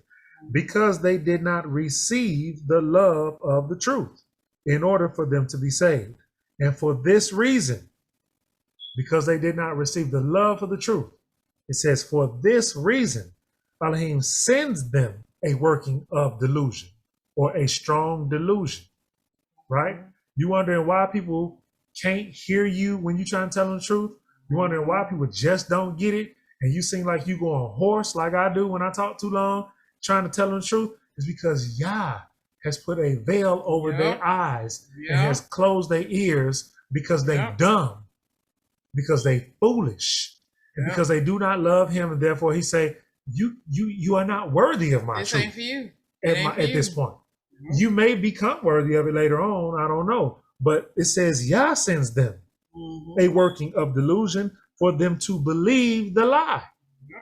or the falsehood, in order that all should be judged who did not believe the truth, but have delighted in unrighteousness or wickedness. Yeah, just some tools for your arsenal, fam. It's real. Yeah. Okay. Right. Last chapter. What are we at? 24? 24. Say 11, 12 and 12? Yeah, let's do it. 11 and 12? Whatever. All right. And Yahuwah spoke to Moshe, saying, command the children of Israel that they bring to you clear oil of pressed olives. Oh, you were just talking about the oil. For the light. So this is a lamp. To make the lamps burn continually outside the veil of the witness in the tent of appointment. So remember we talked about the separate, how many different places there are in the tent of appointment or in the temple. It was a tent at this point because Solomon hadn't built it into an actual temple yet. So once you got inside the first area of the temple, then what we keep referring to as the most set apart place, right outside of that place was the lampstands. There was 2 of them. That oil is what's being talked about here. You had to burn continually. It could not Never go go out. Just like scripture say your light is not supposed to go out. Okay. From evening, oh, that's interesting. Outside the veil of the witness in the tent of appointment, Aharon is to arrange it from evening to morning before Yahuwah continually, a law forever throughout your generations. He is to arrange the lamps on the clean gold lampstand before Yahuwah continually. And you shall take fine flour and bake 12 cakes with it, 2/10 of an ephah in each cake. And you shall set them in 2 rows, 6 in a row, on a clean table before Yahuwah. And you shall put clean frankincense on each row, and it shall be on the bread as a remembrance portion, an offering made by fire to Yahuwah. On every Sabbath, he is to arrange it before Yahuwah continually from the children of Israel, an everlasting covenant. And it shall be for Aharon and his sons, and they shall eat it in the set apart place, because it is most set apart to him from the offerings of Yahuwah made by fire, an everlasting law. And the son of an Israelite woman, whose father is a Egyptian man or a Mitzrayim man, went out among the children of Israel, and the Israelite woman's son and a man of Israel strove in the camp. And the Israelite woman's son blasphemed the name and cursed. So they brought him to Moses. Now his mother's name was Shelomith, the daughter of Debiri of the tribe of Dan. I'll let you take it from there. And they put him under guard, that it might be declared to them at the mouth of Yahuwah. And Yahuwah spoke to Moses, saying, bring the one who has cursed outside the camp. And all those who heard him shall lay their hands on his head, and all the congregation shall stone him. And speak to the children of Israel, saying, anyone who curses his Elohim shall bear his sin. And he who blasphemes the name of Yahuwah shall certainly be put to death. And all the congregation certainly stone him, the stranger as well as the native. When he blasphemes the name, he is put to death. And a man who strikes the being of any man shall certainly be put to death. And he who strikes a beast repays its body for body. And when a man inflicts a blemish upon his neighbor, as he has done, so it is done to him. Fracture for fracture, eye for an eye, tooth for a tooth. As he inflicts a blemish upon him, so it is done to him. And he who strikes a beast repays it. And he who strikes a man to death is put to death. You are to have one right ruling for the stranger and for the native. Stop. In the KJV, I believe that says one law. I don't have anybody to wait to check KJV. Any one of you guys reading KJV translation there? Just want to make sure. No, I'm sorry, I threw that out. Okay. So just as a reference point, because sometimes when you don't word it in that way, people tend to not see. It says law, Torah, both of the Kotikishas. Okay, Keisha. So in your KJV it says there, you ought to have one law for the stranger and for the native. That's simply saying, y'all, that when you hear people saying that some kind of way Israel is the only one supposed to be following the law, or the only ones that's supposed to be in the kingdom, you reading here that that's not the case. This law said that the sojourner and the stranger who was among you, when that person cursed Elohim, everybody's supposed to put their hand in and stone him. Otherwise, you might be the next one to get plucked up. Get plucked up. You understand what I'm saying? So if you're not with Yah, you against Yah, and that all what that all translates to is in the reign that is to come, right? In the age that is to come, everybody who is able to live and prosper is going to be doing what y'all say do, whether you Israel or not. And that's going to be their deliverance, to be able to live and prosper by following the law. No other option. Okay. And Moses spoke to the children of Israel, and they brought the one who cursed outside the camp and stoned him with stones. And the children of Israel did as Yah commanded Moses. Hallelujah. All right, we got some hands up. Continue, Latasha. I see I done sunk down further in my chair. No, I wanted to go where it says about the cursed one, where his mother was Israel, his father was Egyptian, and how everyone always saying that you cannot be a part of Israel if your father is not Israel. So I mean, and I understand that sometimes when we read, we may skip some things, but I'm definitely seeing where he says his father was Egyptian and his mama was Israel. Oh, I'm gonna show you something else real quick since you brought it up. Yeah. Let me show you something else real quick. Okay. Since you brought it up, let's look at, I think it's Isaiah 19. So next time they get to talk about, only Israel, here's another one for you that you can have loaded in the chamber. Cocked and loaded, ready to go. What did I say? First Isaiah or second Isaiah? Second Isaiah. Isaiah 19. I'm joking, fam, for those that don't know. They like second Isaiah. What? Where is the second Isaiah? Nah, he joking. He joking, y'all. Okay. So Isaiah is prophesying at this point about the end times and about our sojourning back into the wilderness, coming to where he has for us, that he said he's going to deal with us face to face in the wilderness. So that's the background for what we're getting ready to read. So let's start in let's start at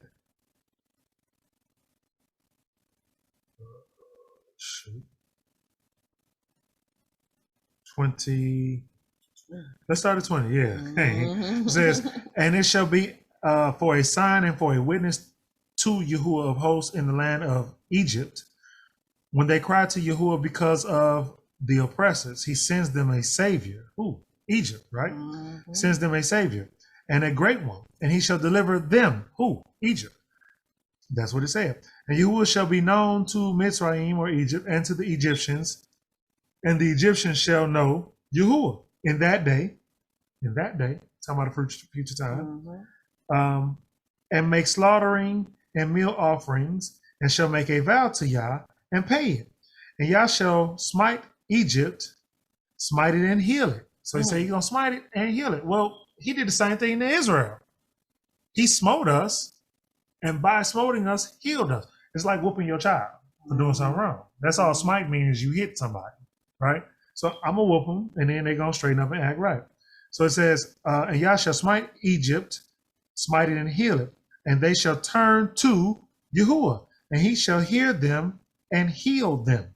And in that day there shall be a highway from Egypt to Ashur, and Ashur shall come into Egypt, and Egypt into Ashur.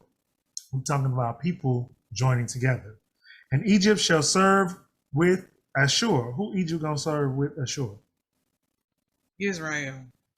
And in that day, Israel shall be one of three with Egypt and Ashur, even a blessing in the midst of the earth. Egypt, I should say Israel first, Egypt and Ashur be one of three and be a blessing in the middle of the earth, whom Yahuwah of hosts shall bless, saying, blessed is Egypt, my people, and Ashur, the work of my hands, and Israel, my inheritance. What does that mean? So just think about the last of what was said. He said, Mizraim, my people, and Ashur, the work of my hands. So something he worked at, something he put together. What do we know about Ashur? Ashur was against us at one point, steadfast, but so was Egypt. Did we not go into bondage with them? And so something happened during this bondage, in the same bondage with Mitzrayim. There was a combining of sorts. You cannot get around the exiting. It says he was the second son of Shem. Okay. So you can't get around it. There's a binding. So in these captivities, and the same thing is going to happen. Now we're reading about a future. This is a future. You know, Isaiah, by the time Isaiah came along, Egypt had long happened. Yes. So we're reading about a future Egypt, right? And a future Ashur. So like I said, you can't get around the fact that we came out of mixed multitude. You can't get around the fact that Rahab was not an Israelite. You can't get around the fact that Ruth was not an Israelite.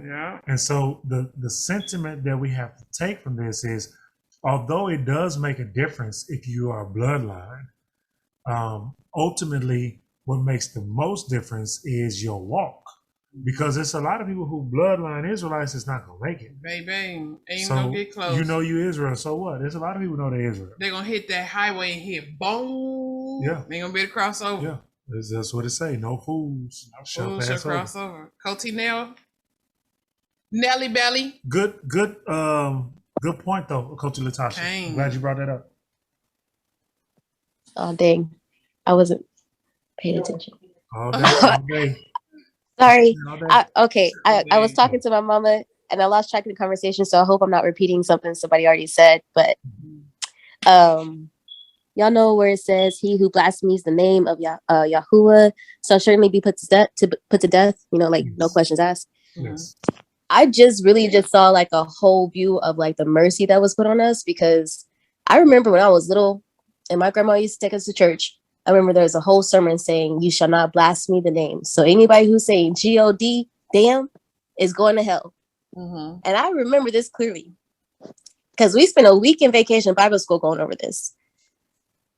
And I'm listening to this. I just read this and I was just like, dang, like this is full on mercy, because there's really people running around thinking that they're purposely blaspheming his name, not knowing his true name, thinking that like they're out here just like being rebellious and they can do what they want. Not knowing they're being protected from their own foolishness. Because it's all fun and games till they start weeping and gnashing their teeth. It was real cool when you thought, you know what I'm saying, hell was the dark dungeon with the handsome Lucifer. When you realize it's a pool of molten lava. Don't you believe it? You know, it's real cool. You thought everybody was walking around with cigars and motorcycle shorts on. Don't listen to the rap stars. Don't you listen to the rap stars talking about how they gonna be running hell and all that? No. They gonna be. Listen, I'm gonna be you know the most here. hardcore thing I ever read. The most hardcore thing I ever read there will be weeping and gnashing of teeth. Man, like hardcore. And the way he said, the way the Messiah said, like, look, there will be weeping and gnashing of teeth. Who you think you playing with? Yep. It's not. That's another one. Is it me? You stick your tongue out at? Tongue out at? Oh, my really? Goodness. Look, this place, the angels don't even want to. The devil don't even want to go. And you watched a movie called Hellboy, and they told you hell was full of mansions. You've been deceived. Don't do it. Walk away from. What she say? Walk toward the light, Marianne, or stay away from the light. You never seen Poltergeist? Poltergeist. Not the whole movie. That come towards the light, Marianne. Come towards the light. I've seen clips of it. It was like 16 parts. No, but it was like, what was like 4 parts, 4 parts? Until the little girl died, man. Man, I can remember as a shorty, I can remember knowing that there was something up with that. The little girl that played Marianne, she died. And I can remember seeing her like in an interview. And when they was talking to the little girl, like she just was so different. You know what I'm saying? She had that startling white hair, and she was so different. And she played in this movie where she was one of the devil's children, I guess. I mean, I don't know. I don't know. But it was crazy. Coty, real quick. Coty Janelle, you still listening, or you talking to your mom?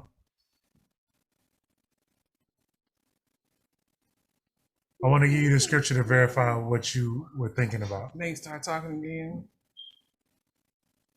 Somebody text Ezekiel 39, 7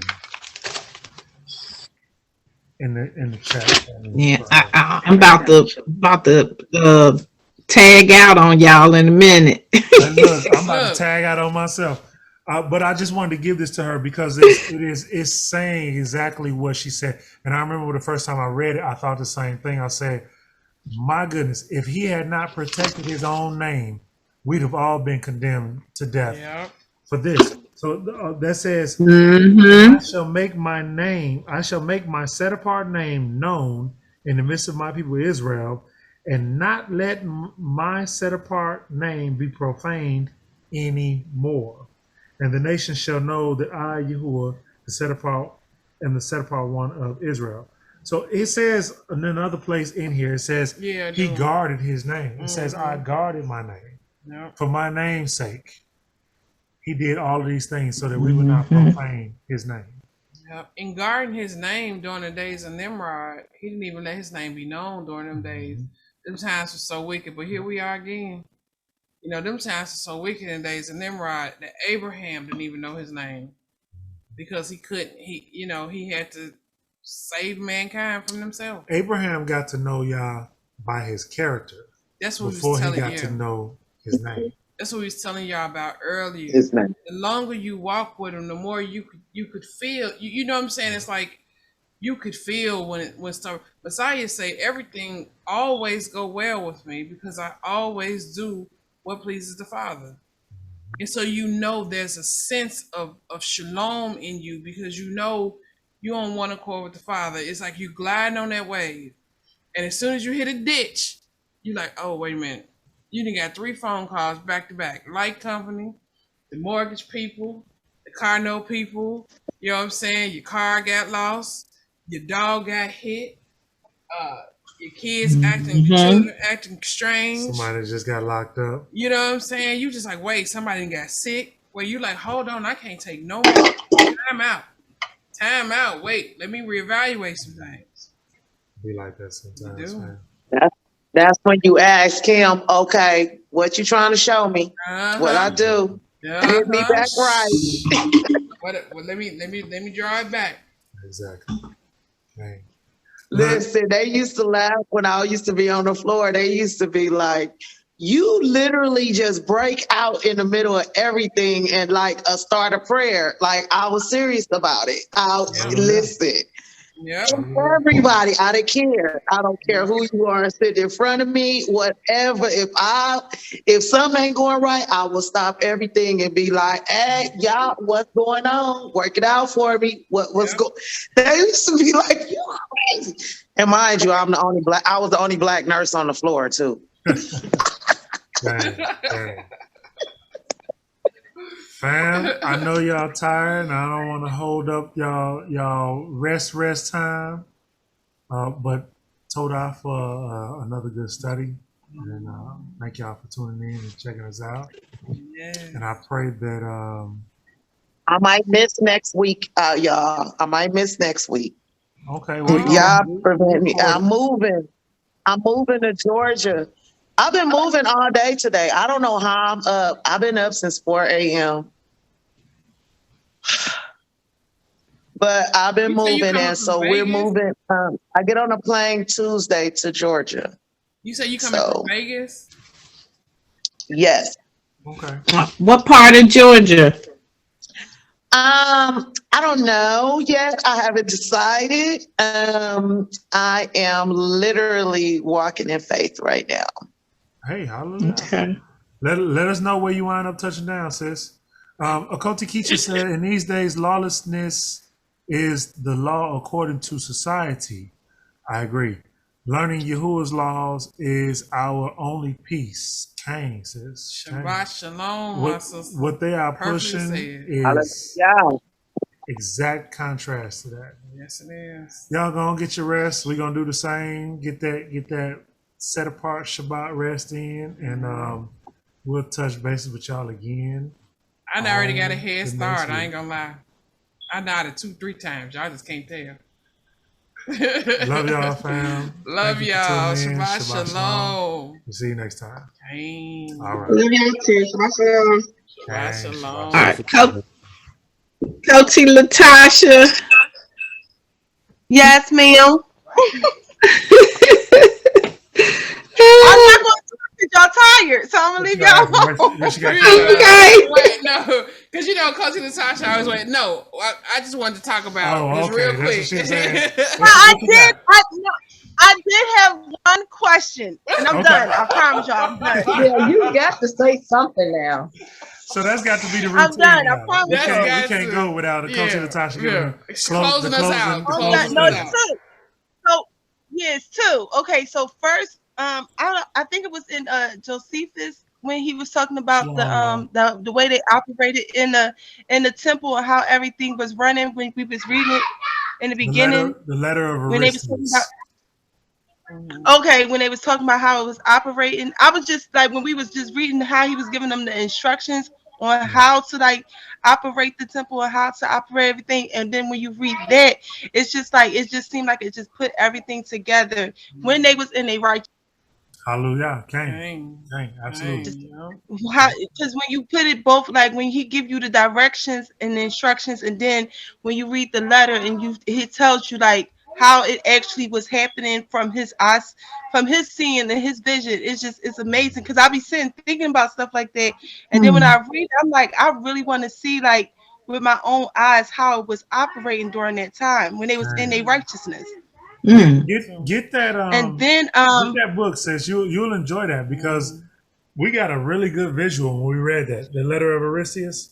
He was very detailed in his writings about how everything operated. Yeah, that's why I want to read it. And then I'm trying to figure out a way to come to the Hebrew Fest on the 5th. In my head, I'm trying because I'm trying so hard. Because my daughter, she graduates the 3rd, and then my son graduates that Monday the 6th. And I'm like, if I can just go that Sunday and then come back, I can be back in time for this graduation in my head. So I'm trying to figure it out. Let us know. Let us know. We still planning and organizing to get to it. We definitely gonna go, y'all willing. So let us know. Yeah, and anybody else, that's going, let us know. Please let us know. Yeah. Yeah. Maybe we can go do dinner or something the day before the day. Yeah. So it's gonna be like all types of vendor, everything, right? Yes, ma'am. This is the first, you know. Where is it? It's in Dallas, Texas. Yeah. We'll post. We've been posting flyers, but I'm not sure what social media. Christine, are you in Facebook also? Do you follow us on Facebook? Where do you follow us so we can? Yeah, I do. Okay, we'll shoot you some flyers. Post a flyer in the group text. Okay, so that's the book signing you were talking about. Right. We're gonna do the reading. Okay. Okay. Yeah, that's it. Cool. Yeah. Yeah, if y'all can make it, that'll be a blessing. Yeah. Good to see y'all there. Yeah, what? All right. I'm trying. I'm gonna figure it out. I just gonna have to leave right after on Sunday. Okay. We leaving right after on Sunday Yeah, too. we are too. Because I got to get back and get right back to work. Yeah, start all over again. Mm-hmm. And get on the ground. We'll let y'all Yeah. know. Okay. All right, family. Okay. All right, love y'all. Lila Tobe, everybody. We love you. Love you guys. Love you guys. All right, shalom. All right, shalom. Bye.